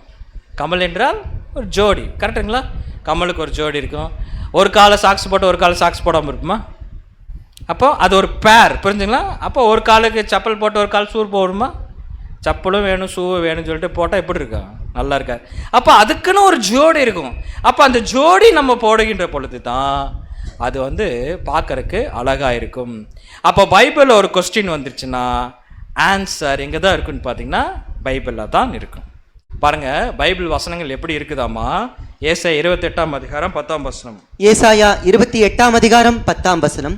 கற்பனையின் மேல் கற்பனையும், பாருங்க, கற்பனையின் மேல் கற்பனையும், கற்பனையின் மேல் கற்பனையும், கற்பனையின் மேல் கற்பனையும், பிரமாணத்தின் மேல் பிரமாணமும், பிரமாணத்தின் மேல் பிரமாணமும், பிரமாணத்தின் மேல் பிரமாணமும், பிரமாணத்தின் மேல் பிரமாணமும், இங்கே கொஞ்சமும், இங்கே கொஞ்சமும், அங்கே கொஞ்சமுமாம் என்கிறார்கள். அங்கே கொஞ்சமுமா இருக்கு. புரிஞ்சுங்களா? இங்க கொஞ்சம் அங்க சில கேள்விகள் ஆதியாகமத்தில் இருந்துச்சுன்னா விடை மேபி ஓசையால இருக்கும். புரிஞ்சுதுங்களா? சில கேள்வி எசேக்கியேல்ல இருந்துச்சுன்னா விடை எங்க இருக்கும்? மத்தேயு புஸ்தகத்தில் இருக்கும். சில கேள்வி எரேமியால இருந்துச்சுன்னா அது கூட விடை எங்க இருக்கும்? வெளிப்படுத்தின விசேஷத்தில் இருக்கும். அப்போ கர்த்தருடைய புஸ்தகத்தில் என்ன பண்ணணுங்க? தேடி வாசிக்க வேண்டும். காரணம் என்னன்னா இங்கே கொஞ்சமும் அங்கே கொஞ்சமும் இருக்கும். சரி, ஓகே. இப்போ சில கேள்விகள் கேட்டோம்ல, அந்த கேள்விக்குரிய விடையை பார்ப்போமா? ஏன்னா இங்கே கொஞ்சம் அங்கே கொஞ்சம் இருக்குன்னு சொல்லி படிச்சிட்டோம்ல. முதல் கேள்வி எந்த கேள்வி எடுக்கலாம்? சாத்தான் சொன்னதான் நடந்த மாதிரி இருந்துச்சுல்ல, முதல்ல அதை என்ன பண்ணுவோம்? சாத்தானே உடைப்போம். சரிங்களா? பாருங்க, ஆதியாகமம் 2ஆம் அதிகாரம் 17ஆம் வசனம் வாசிப்போம். ஆதியாகமம் 2ஆம் அதிகாரம் 17ஆம் வசனம். ஆனாலும் நன்மை தீமை அறியத்தக்க விருட்சத்தின் கனியை புசிக்க வேண்டாம், அதை நீ புசிக்கும் நாளில் சாகவே சாவாய் என்று கட்டளையிட்டார். தேவன் கட்டளை இடுகிறார். என்னன்னா, நீ புசிக்கும் நாளிலே சாகவே சாவாய் கட்டளையிட்டார். ஆதாம் எத்தனை வருஷம் உயிரோட வாழ்ந்தார்? 930 வருஷம். என்ன ஆண்டவரே, புசிக்கும் நாளே சாகவே சாவேன்னு சொல்லிட்டு 930 வருஷம் என்ன பண்ணியிருக்கிறீங்க? வாழ வச்சிருக்கிறீங்களே. அப்போ நீங்கள் சொன்னது நடக்கலையா? அப்படிங்கும்போது தேவன் சொல்கிறார், இப்போ ஏற்கனவே சொன்ன கர்த்தருடைய புஸ்தகத்தில் என்ன பண்ணுங்க? தேடி வாசிங்க, ரிசர்ச் பண்ணுங்க. ஏன்னா அது கற்பனையின் மேல் கற்பனையும் பிரமாணத்தின் மேல் பிரமாணமும் இங்கே கொஞ்சமும் அங்கே கொஞ்சமும் இருக்கும். அப்போ இதோட இப்போ கேள்வி ஆதியாகமம் புஸ்தகத்தில் வந்துருச்சா? இப்போ நம்ம என்ன கண்டுபிடிக்கணும்? பதில்ங்கிறது சரியானது தான். ஜோடி, கரெக்டா? இதோட ஜோடி வசனம் ஜோடி வசனம் எங்கே இருக்குது தெரியுங்களா? 2 பேதுரு 3ஆம் அதிகாரம் 8ஆம் வசனம். 2 பேதுரு 3ஆம் அதிகாரம் 8ஆம் வசனம். பிரியமானவர்களே, கர்த்தருக்கு ஒரு நாள் 1000 வருஷம் போலவும். எப்படிங்க? பிரியமானவர்களே, கர்த்தருக்கு ஒரு நாள் என்பது 1000 வருஷம் போலவும். 1000 வருஷம் ஒரு நாள் போலவும் இருக்கிறது என்கிற இந்த ஒரு காரியத்தை நீங்கள் அறியாதிருக்க வேண்டாம். அப்ப கர்த்தருக்கு 1000 வருஷம் ஒரு நாள் போலவும் இருக்கிறது என்பதை, இந்த காரியத்தை நீங்கள் அறியாதிருக்க வேண்டாமா? கேள்வி ஆதியாகம புஸ்தகம், விடை எங்க இருக்கு? 2 பேதுருல இருக்கு. என்ன விடை? புசிக்கும் நாளிலே சாகவே சாவாய்னா கண்டிப்பா தேவன் சொன்னதா நடந்துச்சு. காரணம் என்ன? கர்த்தருக்கு 1000 வருஷங்கிறது அவருக்கு எப்படி பாடுங்க? ஒரே நாள் தான். இப்ப சொல்லுங்க, தேவன் சொன்னது நடந்துச்சா சாத்தான் சொன்னது நடந்துச்சா? இதுக்கு முன்னாடி கேள்வி கேட்கும் போது சாத்தான் சொன்னதா நடந்துச்சுன்னு சொன்னோம்ல. இப்ப எப்படி அப்படியே மாத்திரம்? அப்படியே மாறிடுச்சு. ஏன்னா இத்தனை நாளே நம்ம என்ன கண்டுபிடிக்கல? சரி, ஜோடி கண்டுபிடிக்கல. ஜோடிங்கிறது எவ்வளோ இம்பார்ட்டண்ட்டு. ஜோடி கண்டுபிடிக்கல. ஜோடி கண்டுபிடிச்சிட்டோம், ஆன்சரை கண்டுபிடிச்சிட்டோம். எப்படி கண்டுபிடிச்சோன்னா ரிசர்ச். இப்போ ஆக்சுவலாக நீங்கள் ரிசர்ச் பண்ணல, இது தேவனுடைய கிருபையினால சகோதரர்கள் என்ன பண்ண ரிசர்ச் பண்ணிட்டாங்க. ஆனால் நீங்கள் இதெல்லாம் படிச்சுப்படி நீங்கள் போய் நிறைய ரிசர்ச் பண்ணுங்க. அப்போ இது எப்படி அண்டர்ஸ்டாண்ட் பண்ணலாம் அப்படின்னா, எப்படி ஆண்டவராக இயேசு கிறிஸ்துக்கு ஒரு நாளுங்கிறது 1000 வருஷமா?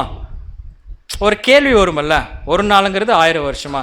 அப்போது ஆண்டவராக இயேசு கிறிஸ்துக்கு ஒரு நாள்னா 1000 வருஷம் இல்லை, 1000 வருஷம் தான் இயேசு கிறிஸ்துக்கு என்னவா இருக்குங்க?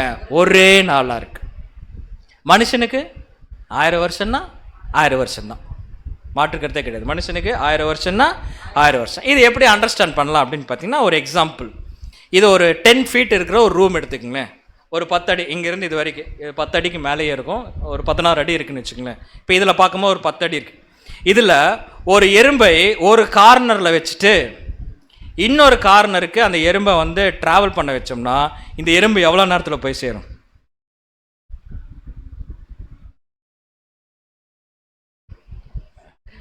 கேள்வி ஆன்சர் தெரியலையா? ஆன்சர் வேணுமா? அதான் அங்கே வந்துருச்சே, அதான் யாரும் கவனிக்கல. ஆன்சர் போட்டுட்டு கேள்வி கேட்ட பார்த்தீங்களா? நான் விடையை கொடுத்துட்டு ஒரு மினிமம் அது ஒரு 30 நிமிஷம் எடுத்துக்குமா? ஒரு 2லேருந்து மெதுவாக போகும், அப்புறம் நிற்கும், போகும், நிற்கும், அப்படியே போய் ஒரு குறைஞ்சபட்சம் ஒரு அரை மணி நேரத்தில் என்ன பண்ணிருன்னு பார்த்தீங்கன்னா, குறைஞ்சபட்சம் ஒரு 2லேருந்து 10 அடிக்கு போகிறக்கு என்னன்னா எடுத்துக்கும். ஒரு வரலையா? மன்னிச்சுங்க, சாரி. ஸோ ஒரு 30 மினிட்ஸ் என்ன பண்ணிக்கணும்னா எடுத்துக்கும் ஒரு எறும்புக்கு. ஏன்னா எறும்போட கெப்பாசிட்டி அவ்வளோதான். இதே ஒரு மனுஷனை நடக்க சொன்னால் மனுஷன் எவ்வளோ நேரம் எடுத்துக்குவேன்? இங்கேருந்து இங்கே போகணுங்க, எவ்வளோ நேரம்? 10 அடி போனால் எவ்வளோ நேரம் ஆகும்? மேக்ஸிமம் பார்த்தீங்கன்னா 3 செகண்ட்ஸ். கரெக்டா? Maximum 3 seconds. ரொம்ப ஹைட்டாக இருந்தாங்கன்னா ஒரே கால் எடுத்து வச்சுருவாங்க, ஒரே கால் எடுத்து வச்சுருவாங்க, அவ்வளோதான். ஏங்க எறும்புக்கு மட்டும் 30 நிமிஷம், மனுஷனுக்கு மட்டும் 3 நொடி. ஏன்னா எறும்போட கெப்பாசிட்டி அவ்வளோதான், மனுஷனோட கெப்பாசிட்டி அவ்வளோதான்.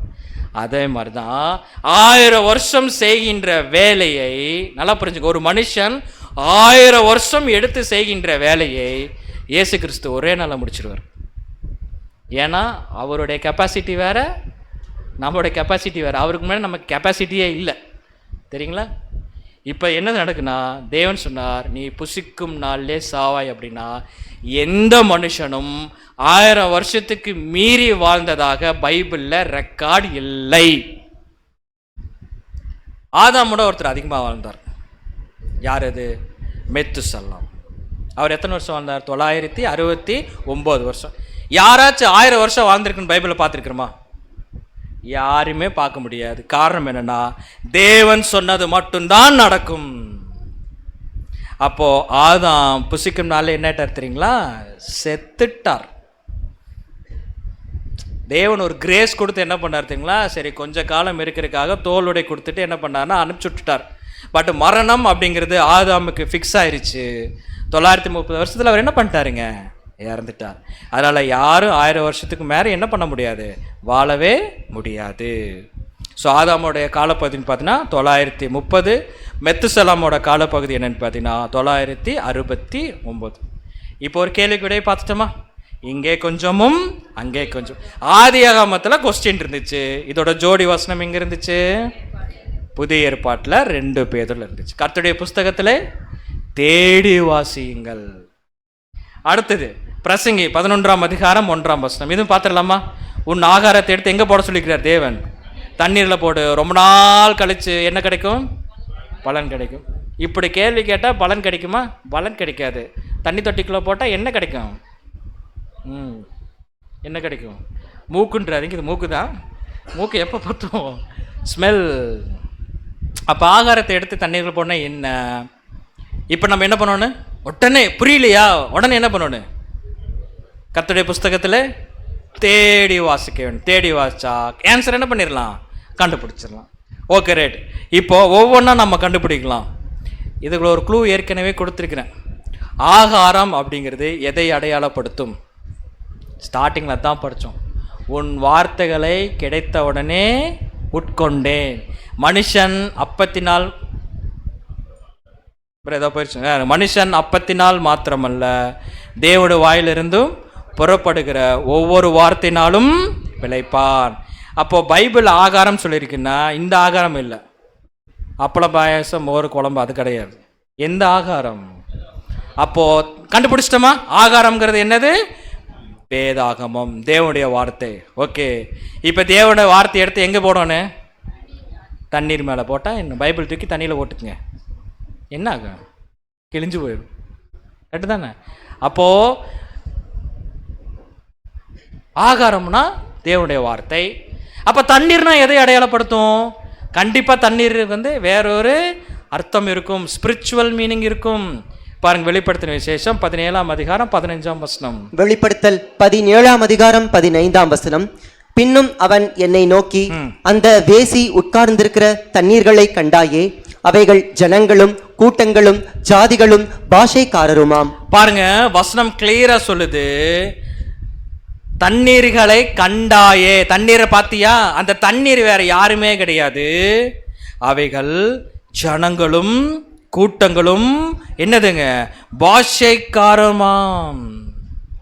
இப்போ கூட பெரிய பெரிய இந்த அரசியல் சார்ந்தவர்கள் இந்த மாநாடெல்லாம் போடுறாங்கல்ல, மாநாடு போடும்போது மேலே ஒன்று எழுதி போடுவாங்க. என்ன போடுவாங்க தெரியுங்களா?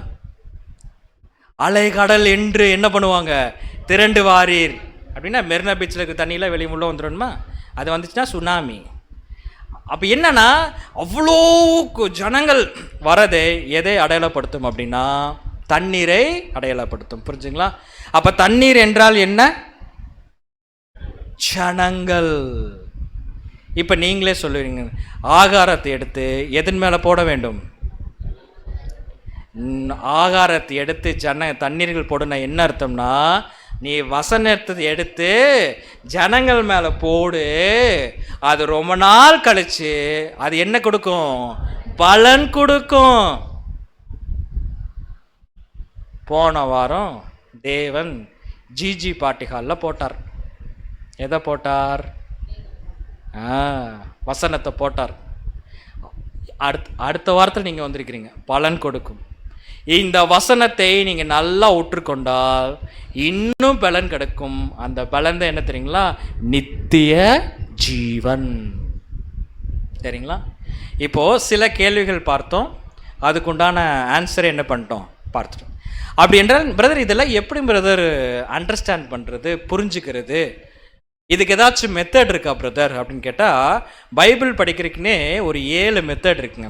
இந்த மெத்தடில் படித்தா ஈஸியாக அண்டர்ஸ்டாண்ட் பண்ணிடலாம். ஃபர்ஸ்ட் ஒன் பார்க்கும்போது டாபிக்கல் ஸ்டடி, ஒரே தலைப்பின் கீழ் படிப்பது. அப்புறம் பேரபிள்ஸ், ஓமைகள். அப்புறம் கான்டெக்ஸ்டுவல் ஸ்டடிம்பாங்க, கருப்பொருளை அறிந்து படிப்பது. சிம்பாலிக்கல் லாங்குவேஜ், அடையாள பாஷை. அதுக்கப்புறம் ப்ராஃபஸி, தீர்க்க தரிசன பாஷை எப்படி படிப்பது. டைப் அண்ட் ஆன்டிடைப், நிழலும் பொருளும். அதே மாதிரி பார்த்தீங்கன்னா டிஸ்பென்ஷனல் ஸ்டடி, காலங்களை மையமாக வைத்து படிப்பது. இது வந்து இந்த மெத்தடில் மட்டும் நம்ம பைபிளில் படிச்சிட்டோம்னா ஈஸியாக அண்டர்ஸ்டாண்ட் ஆயிரும். எல்லா வசனங்களும் நமக்கு புரிய வரும். வசனங்கள் புரிஞ்சா இயேசு கிறிஸ்து என்ன சொல்ல வரார் என்பதை நம்ம என்ன பண்ணிக்கலாங்க? அண்டர்ஸ்டாண்ட் பண்ணிக்கலாம். இப்போ நம்ம என்ன பண்ணலாம்னா, எல்லா மெத்தட் பார்த்தா டைம் ஆயிரும் நமக்கு. ஒரு 3 மெத்தட் மட்டும் நம்ம ஸ்பீடாக பார்த்து முடிக்கலாம். பியூட்டிஃபுல்லாக இருக்கும். எப்படியெல்லாம் தேவன் இந்த பைபிள் இப்படி வச்சிருக்கிறாரா என்பது ஆச்சரியமாக இருக்கும். ஃபஸ்ட்டு ஒன்று என்னன்னு பார்க்கும்போது என்னதுங்க? டாபிக்கல் ஸ்டடி, ஒரே தலைப்பின் கீழே படிப்பது. இப்போ பாருங்க, ஆதியாகமம் புஸ்தகத்தில் நமக்கு ஏற்கனவே படித்த வசனம் தான். ஆதியாகமம் 2ஆம் அதிகாரம் 17ஆம் வசனம் என்ன சொல்லுதா? நீ புசிக்கும் நாளிலே சாகவே சாவாய் அப்படின்னு சொல்லி. இது எங்கே இருக்குது? எந்த புஸ்தகத்தில் இருக்கு? பழைய ஏற்பாட்டில் ஆதியாகமம் புஸ்தகத்தில் இருக்கு. Okay, right. இப்போ ஒரு கேள்வி உங்கள்கிட்ட நான் வைக்கிறேன் பாருங்க. தேவன் சொல்றார், ஆதாம் இந்த கனியை புசிச்சினா புசிக்கும் நாளிலே சாகவே சாவான்னு சொல்லி தேவன் சொல்றார். ஆதாம் அதை ஒத்துக்கிட்டாரா இல்லையா? ஒத்துக்கணும் அப்படிங்கிறது கட்டாயம். ஒரு அக்ரிமெண்ட் போடுறேன்னு வச்சுங்க, 2 பேர் சேர்ந்து மனம் இருந்து அது அக்செப்ட் பண்ணாரு தானே அது அக்ரிமெண்ட்டு. இப்போ மேரேஜே நடக்குது, ஒரு கணவன் ஒரு மனைவி ஆக போகிறவங்களுக்கு ஒரு மேரேஜ் நடக்குது, மணமகன் மணமகள் இருக்கிறாங்க, 2 பேரும் மேரேஜ் பண்ணிக்கலான்னு ஒரு அக்ரிமெண்ட் போடுவாங்க, மேரேஜ் அக்ரிமெண்ட் போடுவாங்க. 2 பேரும் ஏற்றுக்குவாங்க. நான் கணவனாக ஏற்றுக்கிறேன், நான் மனைவியாக ஏற்றுக்கிறேன். ஒத்துக்கொண்டாதான் அது என்னது? கணவன் மனைவி. ஒத்துக்கலைன்னா எனக்கு மனைவியே இல்லை, ஆனால் நான் மனைவியை வச்சுக்கிறேன் அப்படின்னா அது வேற மாதிரி போயிடும். அப்போ 2 பேர் என்ன பண்ணணும்னா அந்த அக்ரிமெண்ட்டுக்குள்ளே வர வேணும். இப்போ என்ன கேள்வினா, ஒரு அக்ரிமெண்ட் தேவன் போடுறார். ஆதாம் இந்த கனியை புசிச்சுனா புசிக்கும் நாள்ல சாகவே சாவேன்னு ஒரு அக்ரிமெண்ட் போடுறார். ஆதாம் அக்செப்ட் பண்ணாரா இல்லையா? எங்கே ஏற்றுக்கொண்டார்? வேர் யார்கிட்ட? தேவன் சொல்லியிருக்கிறாரா? அது தேவன் சொல்லிக்கிறார். அது ஆதாம் அக்செப்ட் பண்ணாரா இல்லையா? ஒத்துக்கிட்டாரா இல்லையா? ஒத்துக்கிட்டாதான் அதுக்கு பேர் என்னது? அக்ரிமெண்ட். என்ன இப்படி எல்லாம் எங்களை யாருமே கேள்வி கேட்டு டார்ச்சர் பண்ணதில்லை. நீங்கள் வந்து உட்காந்துட்டு நீங்கள் பாட்டுக்கு நீங்கள் படித்தது என்ன பண்ணிருக்கிறீங்க? கேள்வி கேட்டிருக்கிறீங்க. ஒத்துக்கிட்டார், சரி. சகோதரிக்கு நன்றி தெரிவிச்சுக்க, கிறிஸ்துக்குள்ளான நன்றி தெரிவிச்சுக்க. எங்கே ஒத்துக்கிட்டார்?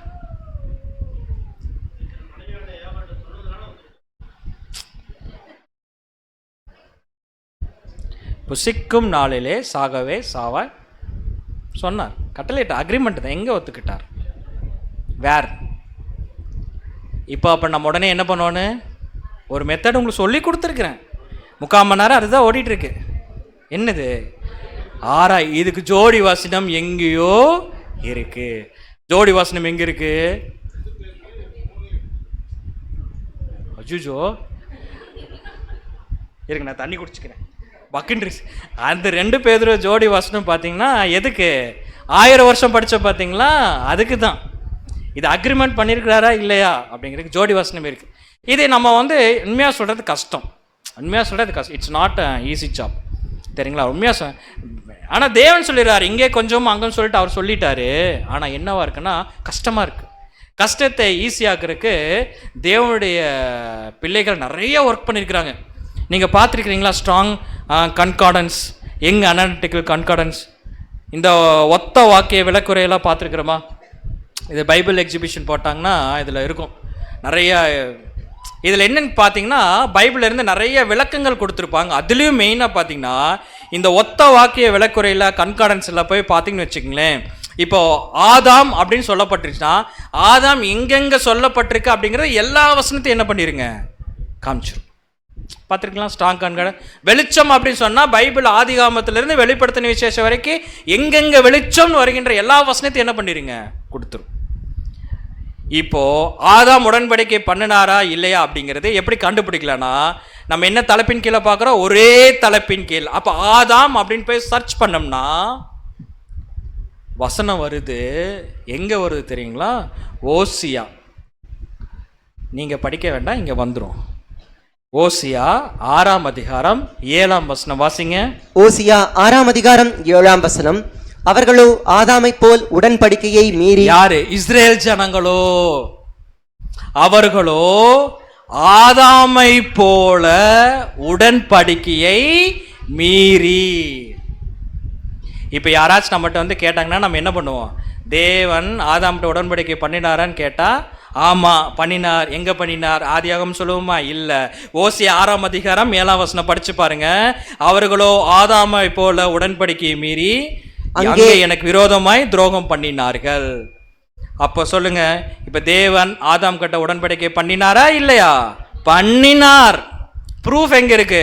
ஓசியா 6ஆம் அதிகாரம் 7ஆம் வசனம். கண்டுபிடிச்சிட்டோமா? இப்போ எப்படி எல்லாம் புரியுது? இதுக்கு முன்னாடி ஒன்றுமே புரியாமல் இருந்துச்சு, இப்போ எப்படி புரியுது? ஏன்னா இப்போ தான் நம்ம என்ன பண்ணிக்க தெரியுங்களா? ரிசர்ச் பண்ணுறதுல ஸ்டார்டிங் ப்ராசஸில் இருக்கிறோம். ஆனால் என்ன பிரச்சனைனா இந்த புஸ்தகத்தோட விலை ரொம்ப கம்மி. இதுக்குள்ளே ரொம்ப கம்மி, ரொம்ப கம்மி.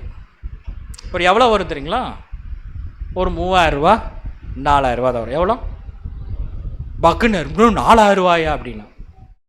ஆனால் செல்ஃபோன் மட்டும் இஎம்ஐ போட்டு வாங்கிக்கிறது 50,000 ரூபாய்க்கு. பசங்களுக்கு ஆப்பிள் ஃபோனு தான் வேணும் அப்படிம்பாங்க. இப்படி நடுவில் இதுக்குள்ள ஆப்பிள் இல்லைன்னா அவனுக்கு கோச்சுக்குவேன். ஆனால் ஒரு 4000 ரூபா கொடுத்து நம்மளால் என்ன பண்ண முடியாது? வாங்க முடியாது. ஆனால் ஒன்றும் பிரச்சனை இல்லைங்க.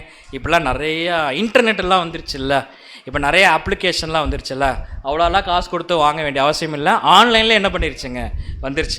நமக்கு இந்த புஸ்தகம் வாங்கணும் என்பதே தேவனுக்கு விருப்பம் இல்லை, படித்தா போதும். சரிங்களா? அப்போ ஒரே தலைப்பின் கீழ் படிக்கிறதுனா என்ன அப்படின்னா, ஆதாம்னு வந்துருச்சுன்னா எங்கெங்கே ஆதாம் இருக்குன்னு சொல்லி கம்ப்ளீட்டாக நம்ம என்ன பண்ணிடுவோனுங்க, படிக்க வேண்டும். சூப்பர். அடுத்தது, ஸோ ஒரே தலைப்பின் கீழ் படிப்பது என்ன என்பதை நம்ம பார்த்துட்டோம். அடுத்தது ஊமைகள், பேரபிள்ஸ். ஊமைகள் பார்த்திங்கன்னா நிறைய ஊமைகள் இருக்குது. ஒரு 100 ஆடு ஊமைகள் இருக்குது. அதே மாதிரி 10 கன்னிகள் ஊமை இருக்குது. அதுக்கப்புறம் பார்த்திங்கன்னா மீன்வலை ஊமைகள் இருக்குது. நிறைய பைபிளில் பார்த்திங்கன்னா 39 ஊமைகள் இருக்குது. ஏன் இந்த ஊமைகள்? எதற்காக இயேசு கிறிஸ்து 39 ஊமை பேசினார்? நம்ம நிக்காச்சு வச்சுருக்கிறோமா? ஏங்க ஆண்டவரே 39 ஊமைகள் பேசுனீங்க? பாருங்கள், மத்தேயு 13ஆம் அதிகாரம் வசனம் 10-11. மத்தேயு 13ஆம் அதிகாரம் வசனங்கள் 10 மற்றும் 11. அப்பொழுது சீஷர்கள் அவரிடத்தில் வந்து, ஏன் அவர்களோட உவமைகளாக பேசுகிறீர் என்று கேட்டார். சீஷர்கள் கேட்குறாங்க. எப்படி கேட்குறாங்க பாருங்க. சீஷர்கள் சாதாரண ஆளுகள் இல்லைங்க. கேட்குறாங்க, ஆண்டவரே நீங்கள் ஏன் எப்போ பார்த்தாலும் இந்த இஸ்ரேல் ஜனங்கள் மட்டத்தில் ஊமையாகவே பேசிகிட்டு இருக்கிறீங்க அப்படின்னு கேட்குறாங்க. ஏன் சீஷர்கள் கேட்டாங்க? நீங்கள் ஏன் சோச்சிருக்குமா? ஏன் அப்படின்னா, இஸ்ரேல் ஜனங்கள் கேட்டுட்டு ஓ இயேசு கிறிஸ்துவா ஜோராக பேசுகிறாருன்னு போயிடுவாங்க. ஆனால் கூடவே இருக்கிறது யார்? சீடர்கள். ஏன்னா இயேசு கிறிஸ்து பேசுறது யாருக்கு புரியல? அவங்களுக்கே புரியல, சீஷருக்களே புரியல. அதனால இயேசு கிறிஸ்து போய் நீங்கள் பேசுறது எனக்கு ஒன்று புரியலைன்னா அவர் திட்டிடுவார். அதனால் எப்படி கேட்டாங்க தெரியுங்களா? ஏன் ஆண்டவரே அவங்ககிட்ட எல்லாம் நீங்கள் வந்து ஓமையாகவே பேசுகிறீங்க, எப்படி இருக்குன்னு பாருங்கள்.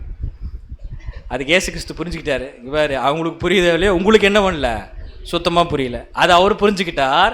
புரிஞ்சுட்டு என்ன சொல்றார்? வாசிங்க.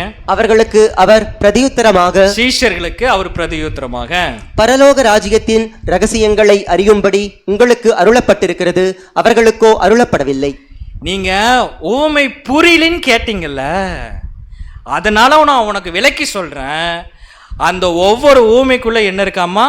பரலோக ராஜ்யத்தின் ரகசியங்கள். இப்போ இந்த ஊமையை யாரு புரியலன்னு என்கிட்ட கேட்டானா, நான் அதுக்குள்ள பரலோகத்தின் ராஜ்யத்தின் ரகசியத்தை என்ன பண்ணியிருக்கிறேன்?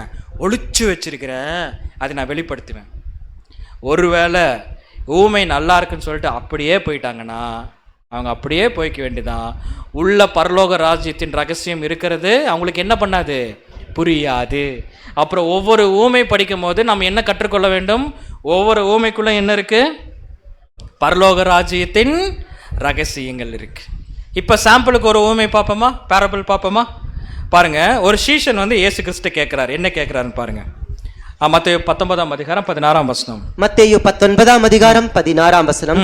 அப்பொழுது ஒருவன் வந்து அவரை நோக்கி, நல்ல போதகரே, நித்திய ஜீவனை அடைவதற்கு நான் எந்த நன்மையை செய்ய வேண்டும் என்று கேட்டான். கேட்கிறார், ஆண்டவரே நித்திய ஜீவனை அடைவதற்கு நான் என்ன செய்ய வேண்டும் அப்படின்னு ஒரு சீஷன் வந்து கேட்கிறார். உடனே ஆண்டவர் இயேசு கிறிஸ்து என்ன சொல்றார் தெரியுங்களா? ஒன்றும் இல்லைப்பா, நீங்கள் நியாயப்பிரமாணம் சொன்னபடி நீ என்ன பண்ணு, செய் அப்படிங்கிறார். நான் சின்ன வயசுலேருந்து என்ன பண்ணிட்டு இருக்கிறேன்? செஞ்சிட்ருக்கிறேன், நிறையா செஞ்சிட்ருக்கேன்னு சொல்கிறேன். அப்படியா? அப்புறம் இப்போ நான் சீஷனாகிறதுக்கு என்ன செய்ய வேண்டும் அப்படின்னு கேட்கும்போது இயேசு கிறிஸ்து ஒன்று சொன்னார். வாசிங்க, மத்தேயு 19ஆம் அதிகாரம் 21ஆம் வசனம். 21ஆம் வசனம்.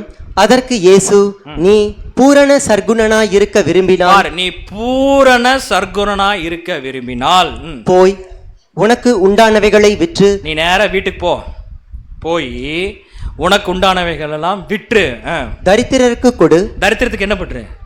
கொடுத்துரு. அப்பொழுது பரலோகத்தில் உனக்கு பொக்கிஷம் உண்டாயிருக்கும். பொக்கிஷம் எங்க சேர்த்து வைப்ப?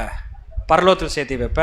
பின்பு என்னை பின்பற்றி வா என்றார். பின்பு என்னை பின்பற்றி வா என்றார்.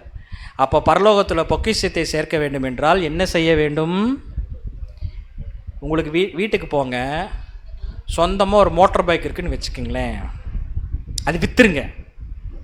விற்றுட்டு பொக்கிஷத்தை எங்கே சேர்த்து வைங்க? பரலோகத்தை சேர்த்து வைங்க.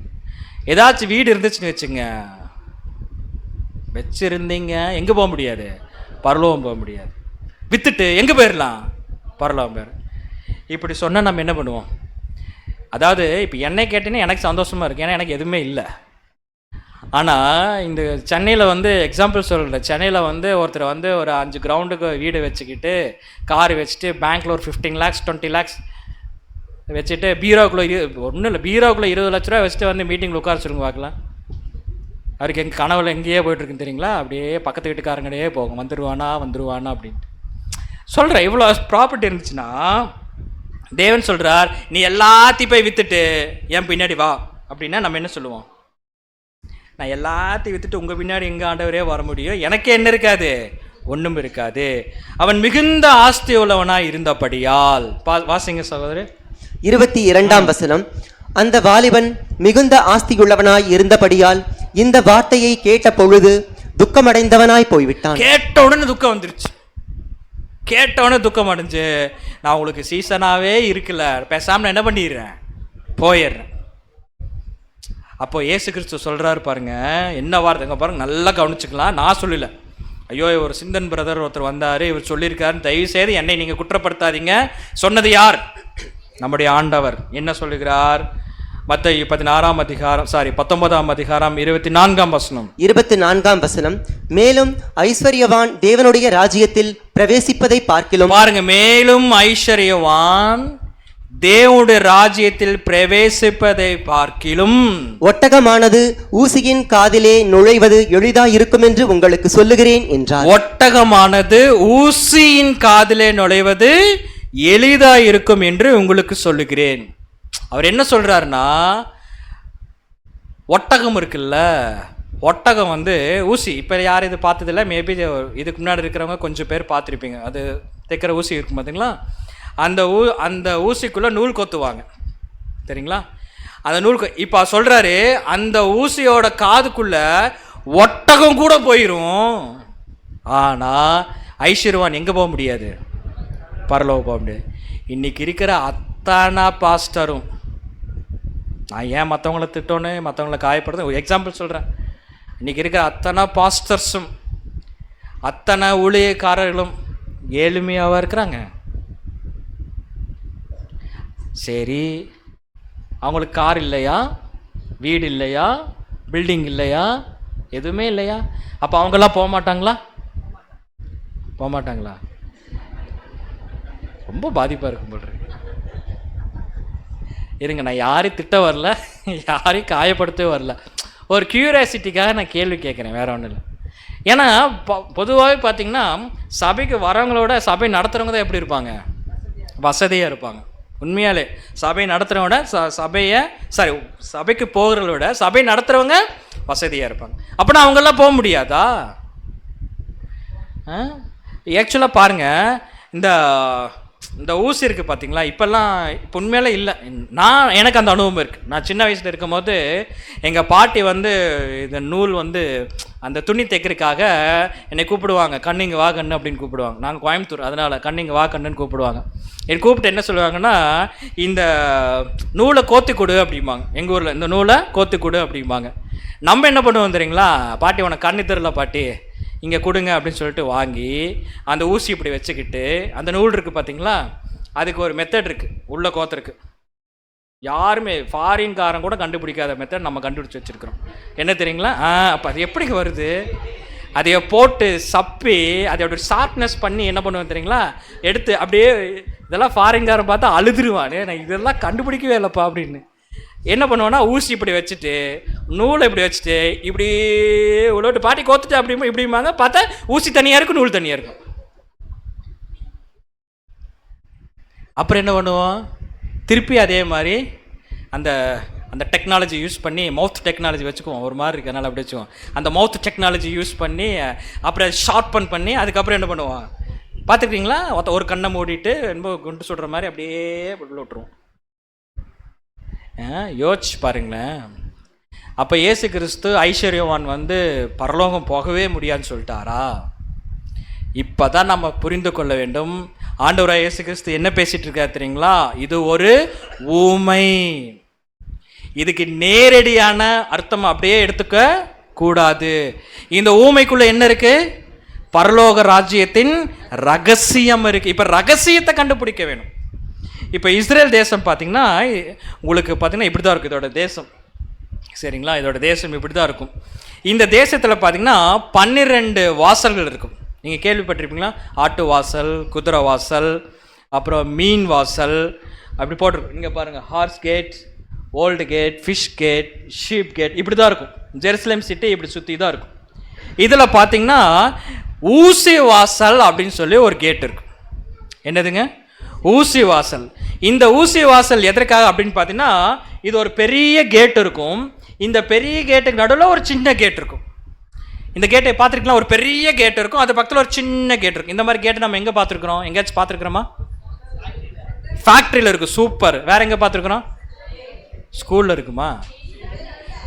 இப்போ பாருங்க, இங்கே கரெக்டான ஆன்சர் வந்துட்டு இருக்கு. எங்கே இருக்கு? ஜெயிலில் இருக்கும். பார்த்துருக்கலாம், ஒரு பெரிய கேட்டு, அதுக்கப்புறம் என்னதுங்க? ஒரு சின்ன கேட்டு. ஜெயில் கைதிகளை அவங்க உறவினர்களை அவங்க பார்க்க போனோன்னே எதுக்குள்ளே தான் போவாங்க? இந்த சின்ன கேட்டுக்குள்ளே தான் போவாங்க. இப்போது இஸ்ரேல் தேசத்தில் என்ன நடக்கும்னு பார்த்தீங்கன்னா, எல்லாருமே தேசத்துக்குள்ளே இருப்பாங்க. பிஸ்னஸ்மேன் வியாபாரம் பண்ணுறாங்க பார்த்தீங்களா? இந்த வியாபாரிகள் என்ன செய்வாங்கன்னு பார்த்தீங்கன்னா, காலையில் வியாபாரம் செய்வதற்காக என்ன பண்ணுவாங்கன்னா, ஒட்டகத்தை எடுத்துட்டு அந்த ஒட்டகத்துக்கு மேலே என்ன பண்ணுவாங்கன்னு பார்த்தீங்கன்னா, எந்தெந்த பொருளை வியாபாரம் செய்ய வேண்டுமோ அது எல்லாத்தையும் மூட்டை மூட்டையாக அடுக்கி வச்சுட்டு வியாபாரம் செய்ய என்ன பண்ணிடுவாங்க? போயிடுவாங்க. வியாபாரம்லாம் முடிச்சுட்டு சாயந்தரம் 6 மணிக்குள்ளாக என்ன பண்ணிடுவோன்னு பார்த்தீங்கன்னா, இந்த மீண்டும் அந்த இடத்துக்கு வந்துட வேணும். சப்போஸ் டைம் ஆயிடுச்சு, 6 மணிக்கு மேலே ஆயிடுச்சுன்னா அந்த பெரிய கேட் என்ன ஆயிருங்க? க்ளோஸ் ஆயிரும். இப்போ எந்த கேட்டு மட்டும் ஓப்பன் ஆகும்? அந்த ஊசி வாசல், அது மட்டும் சின்ன கேட் ஓப்பன் ஆகும். சின்ன கேட்டில் யார் மட்டும்தான் போக முடியும்னா, வியாபாரி அவர் உள்ளே போயிடலாம், ஆனால் ஒட்டகம் போக முடியாது. ஒட்டகத்துக்கு மேலே இருக்கிற அவர் வருமானத்துக்காக வியாபாரம் பண்ண தானே போயிருக்கிறாரு, அந்த வருமானம் இதுவும் அது மேலே தான் இருக்கும், அதுவும் போக முடியாது. இப்போ வியாபாரி என்ன பண்ணுவார்? வெளியவும் இருக்க முடியாது. இப்போ ஒட்டகத்தையும் அவர் வியாபாரம் பண்ண பொருளையும் வச்சுக்கொண்டு அதை தனியாக விட்டுட்டு இவரால் உள்ளேயும் என்ன பண்ண முடியாது? போக முடியாது. சரிங்களா? இப்போ என்ன செய்வார் வியாபாரி அப்படின்னா, பெரிய கேட் கம்பல்சரி ஓப்பன் பண்ணவே கூடாது. சரி, ஓகே, நம்ம பாதுகாப்பு வேணும்னா கண்டிப்பாக இந்த சின்ன கேட்டுக்குள்ளே தான் என்ன பண்ணுவோன்னு போக வேண்டும் சொல்லிட்டு முதல்ல என்ன பண்ணுவார்னா, 2-3 பேர் கேட்டுக்குள்ளே போய் வெயிட் பண்ணுவாங்க. 2-3 பேர் கேட்டுக்கு வெளியே வெயிட் பண்ணி என்ன பண்ணுவாங்கன்னா, ஃபஸ்ட்டு ஒட்டகம் எப்படி இருக்கும்? ஒட்டகம் ஹைட்டாக இருக்கும், ரொம்ப ஹைட்டாக இருக்கும். ஒட்டகத்தை மடக்கி உட்கார வச்சு, சரிங்களா, ஃபஸ்ட்டு என்ன பண்ணிடுவாங்கன்னா தலையை விட்டுருவாங்க.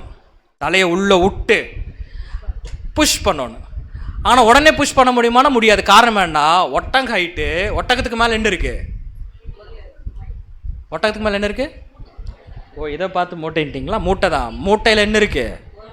பொருட்கள், வியாபாரம் பண்ண பொருட்களை முதல்ல எடுத்து கீழே வைக்கணும். ஒட்டகம் அப்படியே நிமிர்ந்து நிற்கும், அப்படியே தாழ்த்தோணும். அதுக்கப்புறம் அப்படியே உள்ளே தள்ளுவாங்க. உள்ளே ஒட்டகம் அப்படியே போயிடுமா? உள்ளே போகணுன்னு என்ன பண்ணணும்? ஒருத்தர் பின்னாடி இருந்து தள்ளுன்னு தள்ளுவார். ஒட்டகங்கள் பல காயங்கள் பட்டு கஷ்டப்பட்டு என்ன பண்ணிடுன்னா உள்ளே போந்துடும். ஊசி வாசலுக்குள்ளே ஒட்டகம் என்ன பண்ணிடும்? போந்துடும், கஷ்டப்பட்டு போயிடும். இதுக்கு என்ன அர்த்தம் தெரியுங்களா? ஒருவன் பரலோகம் போக வேண்டும் என்றால் இயேசு கிறிஸ்து சொல்கிறார், மனுஷனுக்கு மேலே ஒன்று இருக்குது. என்னது தெரியுங்களா? மெத்த பெருமை, வசதி, பந்தா, பகட்டு. முதல் இதெல்லாம் எடுத்து கீழே வை. உன்னுடைய பந்தா, உன்னுடைய பெருமை, உன்னுடைய பகட்டு, உன்னுடைய ஆடம்பரம் எல்லாத்தையும் முதல்ல எடுத்து கீழே வை. கீழே வச்சுட்டு என்ன பண்ணுறது ஆண்டவரே அப்படின்ட்டு, எப்படி ஒட்டகம் அப்படி ஹைட்டாக இருந்து தன்னை தாழ்த்திச்சோ நீ தாழ்ந்து போ. அதுதான் ஏசாயா வசனம் சொல்லுது, எங்கே இருதயம் நொறுக்கப்படுகிறதோ அங்கே வாசம் செய்வேன். நீ நொறுங்கொண்டு அப்படியே தாழ்ந்து போ. தாழ்ந்து அப்படியே என்னை தேடி வந்தீன்னா பல காயங்களோட எப்படியாச்சும் நீ என்ன பண்ணிடலாம்? பரலோக ராஜ்யத்துக்குள்ள வந்துடலாம். ஆனால் ஒட்டகம் மாதிரி நான் தாழ்ந்து போக மாட்டேன். என்னோட பகட்டு, என் பந்தா, என் பெருமை, மேட்டிமை வச்சுட்டு நான் இப்படியே தான் பரலோகம் வேணா, அப்படியே செத்துப்போம். யூ கேனாட் என்டர் அப்படின்னு சொன்னார். அப்போ இந்த ஊசி, இந்த சப்பி உள்ள போகிற இதை பற்றியா பேசிகிட்டு இருக்கிறாரு? இல்லை. இதுக்கு முன்னாடி நம்ம இந்த மாதிரி படிச்சிருக்கிறோமா? பரலோக ராஜ்யத்தின் ரகசியத்தை இப்படி படிக்க வேணும். இந்த மாதிரி 39 ஊமை இருக்குது. இப்போ எத்தனை ஊமை பார்த்துருக்குறோம்? ஒரே ஊமை இருக்குது. விருந்து எப்படி இருக்குது? நல்லா இருக்கா, நல்லா இல்லையா? ஓகே, அடுத்தது நம்ம ஈஸியாக டைம் ஆயிடுச்சு, நம்ம ஷார்ட்டாக சீக்கிரம் முடிச்சிடலாம். கான்டெக்ஸ்டுவல் ஸ்டடி, கருப்பொருள் அறிந்து என்ன பண்ணுறதுங்க? படிக்கிறது. எப்படி கருப்பொருள் அறிந்து படிக்கிறது? நம்ம ஏற்கனவே வசனம் பார்த்தீங்களா? மத்தேயு 13ஆம் அதிகாரம் 12ஆம் வசனம், உள்ளவன் எவனோ அவனுக்கு கொடுக்கப்படும், பரிபூர்ணம் அடைவான், இல்லாதவன் எவனோ அவனிடத்தில் உள்ளதும் எடுத்துக்கொள்ளப்படும். இங்க என்ன பிரச்சனைனா, யார் உள்ளவன் போட்டிருக்குன்னா எது உள்ளவன், அங்கதான் பிரச்சனை. எது உள்ளவன், எது உள்ளவன்? ஏன்னா உள்ளவன் எவனோ அவனுக்கு என்ன பண்ணும், இன்னும் கொடுக்கப்படும், பரிபூர்ணம் அடைவான். இல்லாதவன் உள்ளதும் எடுத்துக்கொள்ளப்படும். அப்படின்னா எது உள்ளவன் பார்த்தீங்கன்னா மத்தேயு 13ஆம் அதிகாரம் 9ஆம் வசனம் வாசிங்க. மத்தேயு 13ஆம் அதிகாரம் 9ஆம் வசனம், கேட்கிறதற்கு காதுள்ளவன் கேட்கக் கடவன் என்றார். அப்ப எது உள்ளவன்? காது உள்ளவன். இன்னைக்கு போன வாரம் நீங்க சப்ஜெக்ட் கேட்டீங்களா? இந்த வாரம் ஆர்வமா வந்திருக்கிறீங்களா? ஏசுகித்து சொல்ற, நீங்க நோட் பண்ணிக்கோங்க, அதுதான் உண்மை. உங்களுக்கு ஆர்வம் இருந்துச்சுன்னா நீங்க வாங்க, இன்னும் நான் அதிகமாக கொடுப்பேன். உள்ளவன் எவனோ அவனுக்கு என்ன படும், இன்னும் அதிகமாக கொடுக்கப்படும். அப்ப நமக்கு என்ன தேவைன்னா ஆர்வம் தேவை. ஆர்வமா ஆண்டவரே நீங்க சொல்லுங்க, நான் கேட்கிறேன் அப்படின்னு சொன்னா அவர் நிறைய கொடுப்பார். அப்படின்னா இல்லாதவன்னா என்னது? இப்போ நீங்கள் சொல்லுங்க, இல்லாதவன்னா என்னது? பணம் போட்டனால தான் பிரச்சனை. இல்லாதவன்னா என்னது? பணம் இல்லாதவனு இல்லை, ஆர்வம் இல்லாதவனுக்கு. அவருக்குலாம் எப்படி தெரியுங்களா இருக்கும், இந்த காதுக்குள்ளே போயிட்டு ராங், வெரி ராங், மன்னிச்சுக்கங்க. ஆர்வம் இல்லாததுக்கு என்ன பிரச்சனைனா, இந்த காதில் போயிட்டு அந்த காதில் வராது, இந்த காதில் போயிட்டு அதே கலர் ரிட்டன் ஆயிரும், இப்படி போயிட்டு இப்படியே போயிடும். அதுதான் சொல்லணும். ஆர்வம் இல்லாதவங்களுக்கு போய்ட்டு உட்கார வச்சுன்னு அப்படி இப்படியே பார்த்துட்டே இருப்பார். இன்னமும் சொல்கிறாரு, ஏதோ பேசுகிறாரு, ஒன்றும் புரிய மாட்டேங்குது. வந்து உட்காந்துட்டோம், மாட்டிட்டோம், ஆண்டவரே எப்படியாச்சும் நான் கிளம்பிடுறோன்னு இப்படி தான் ஓட்டிகிட்டு இருக்கோம். ஆர்வம் மட்டும் இருந்துச்சுன்னா தேவன் கொடுத்துக்கிட்டே இருப்பார். சரிங்களா? இன்ட்ரெஸ்ட் மட்டும் இருந்துச்சுன்னா கொடுத்துக்கிட்டே இருப்பார். இன்னைக்கு எத்தனை விஷயங்கள் பார்த்துருக்கேன் தெரியுங்களா? அன்பான சகோதரத்தில் இத்தனை வருஷம் கிறிஸ்துவ வாழ்க்கையில் இன்னைக்கு நீங்கள் படித்த மாதிரி என்றைக்குமே படிச்சிருக்க மாட்டீங்க. இது 100க்கு 100 உண்மை. எத்தனை கேள்விகள் பார்த்துருக்குறோம், எத்தனை கேள்விக்கு விடையை பார்த்துருக்குறோம். தேவன் எவ்வளோ டேஸ்டாக ஃபுட்டு கொடுக்குறார். நம்ம கடைசியாக அந்த கான்டெக்ஸ்டுவல் ஸ்டடியில் இதே பார்த்து நம்ம நிறைவே செஞ்சிடும்.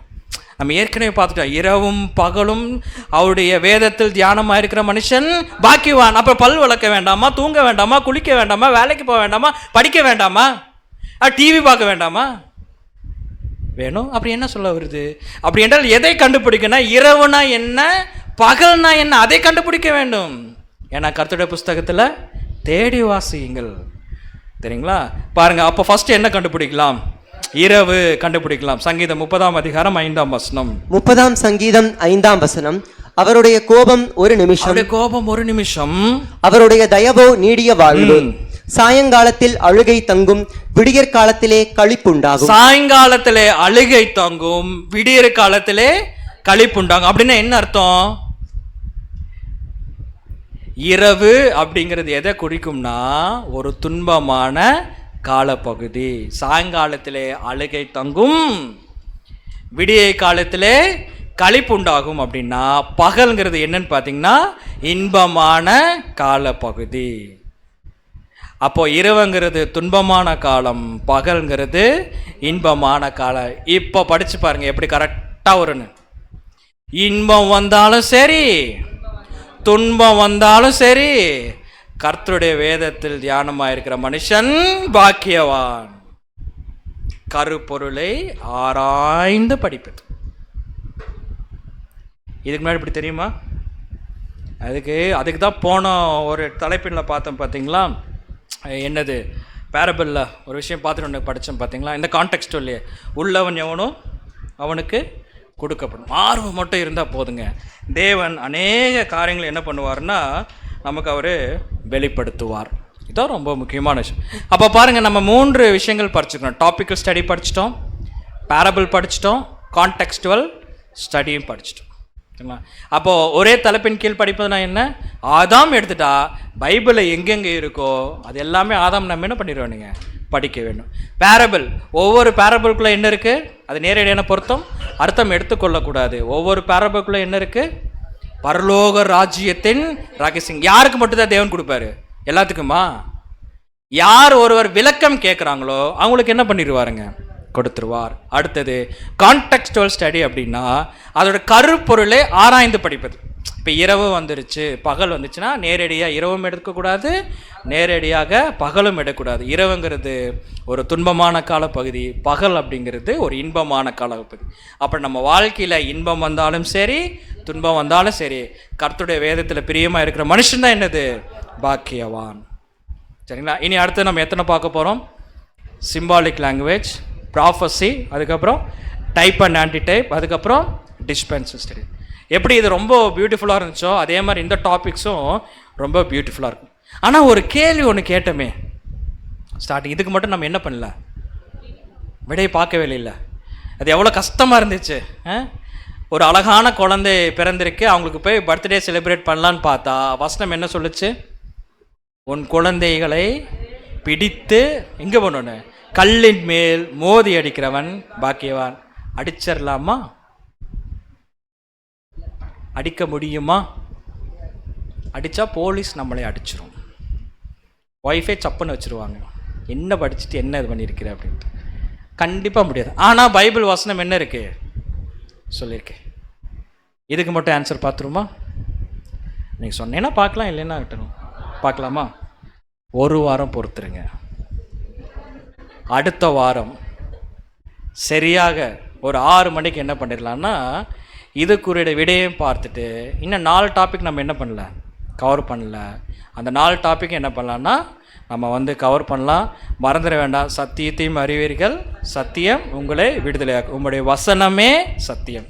இங்கே அநேக காரியங்கள் தேவன் நமக்கு என்ன பண்ணியிருக்காருன்னா வெளிப்படுத்தியிருக்கார். தேவனுக்கு கூட நம்ம என்ன பண்ணுவோம்னா நன்றி செலுத்துவோம். தேவன் தாமே இந்த வார்த்தைகள் நமக்கு ஆசீர்வாதமாக தருவாராக. ஆமேன்.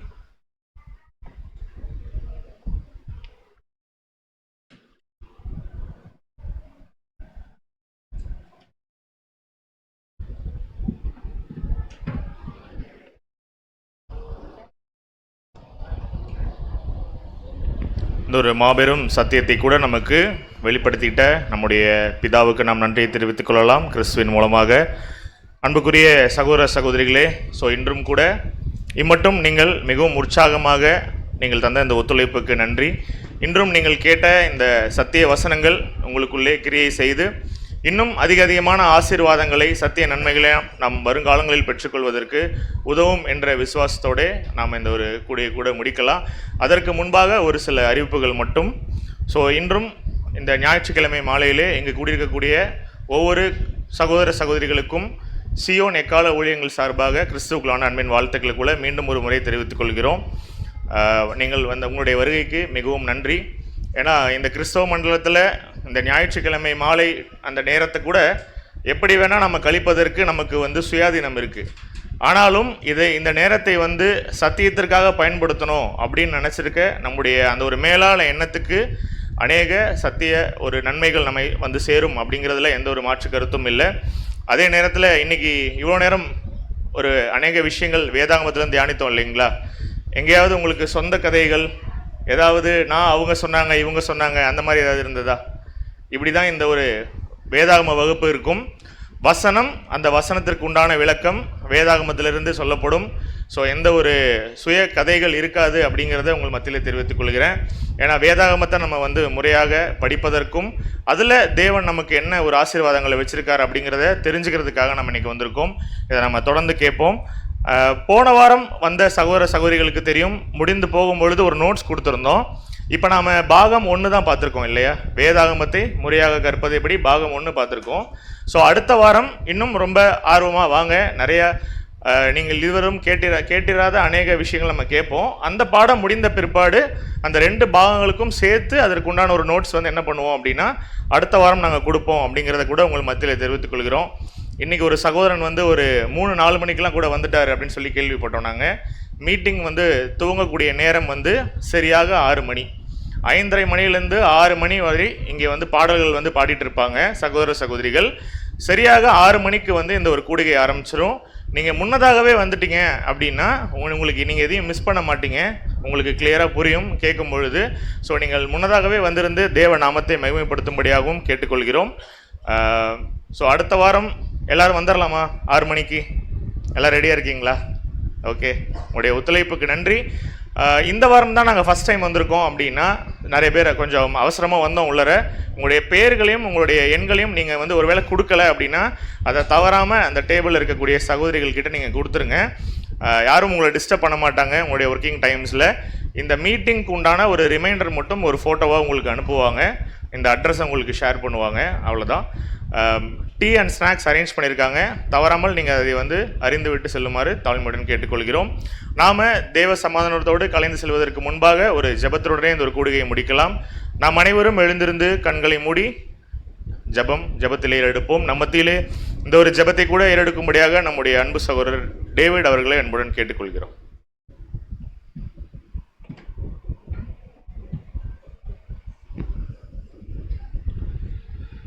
ஜெபம் செய்வோம்.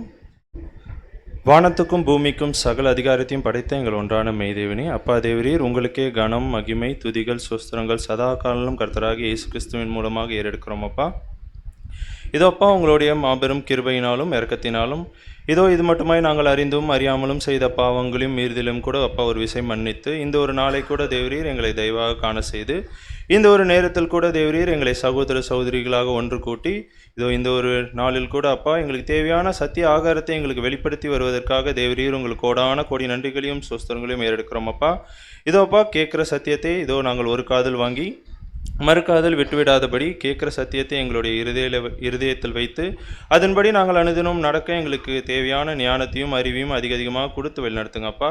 அப்பா சாத்தான் எந்த ஒரு விதத்திலும் எங்களை வஞ்சித்திடாதபடி ரொம்ப தெளிந்த ஒரு புத்தி உள்ளவர்களாக இருந்து நாங்கள் அனுதினமும் தேவரையும் நாங்கள் ஜீவிக்க எங்களுக்கு தேவையான பரிசுத்தாவியை அதிகமாக கொடுத்து வழிநடத்துங்க. அப்பா இதோ வர இருக்கிற வாரங்களில் கூட இருக்க இந்த ஒரு வகுப்புகளை கூட தேவரீர் இதோ உங்களுடைய பாதத்திலே வைக்கிறோம். அதை கூட தேவரீர் ஆசீர்வதித்து வழிநடத்துமாறு கெஞ்சி மண்டாடுகிறோம். அப்பா இதோப்பா, நாங்கள் கேட்டவைகளையும் கேட்க மறந்த அனைத்து விஷயத்தையும் தேவரீர் நீர்தாமே எங்களுக்கு கொடுங்க. இதோ நாங்கள் பிரிந்து செல்கிறோம். பிரிந்து சென்றாலும் தேவரீர் உங்களோட பிரியாத நேசக்கரம் எங்களோட கடைசி வரைக்கும் இருக்க கிருபை பாராட்டுங்க. இந்த ஒரு சிறிய விண்ணப்பங்களை எங்களுடைய ராஜாவும் குருவும் போதகரும் மெய்ப்பரும் மீட்பருமா இருக்கிற கர்த்தராகிய இயேசு கிறிஸ்துவோடைய இனிய நாமத்திலே மிக மனம் தாழ்த்தி கெஞ்சி மன்றாடுகிறோம். என்றென்றும் ஜீவனுள்ள எங்கள் நல்ல பிதாவே, ஆமென்.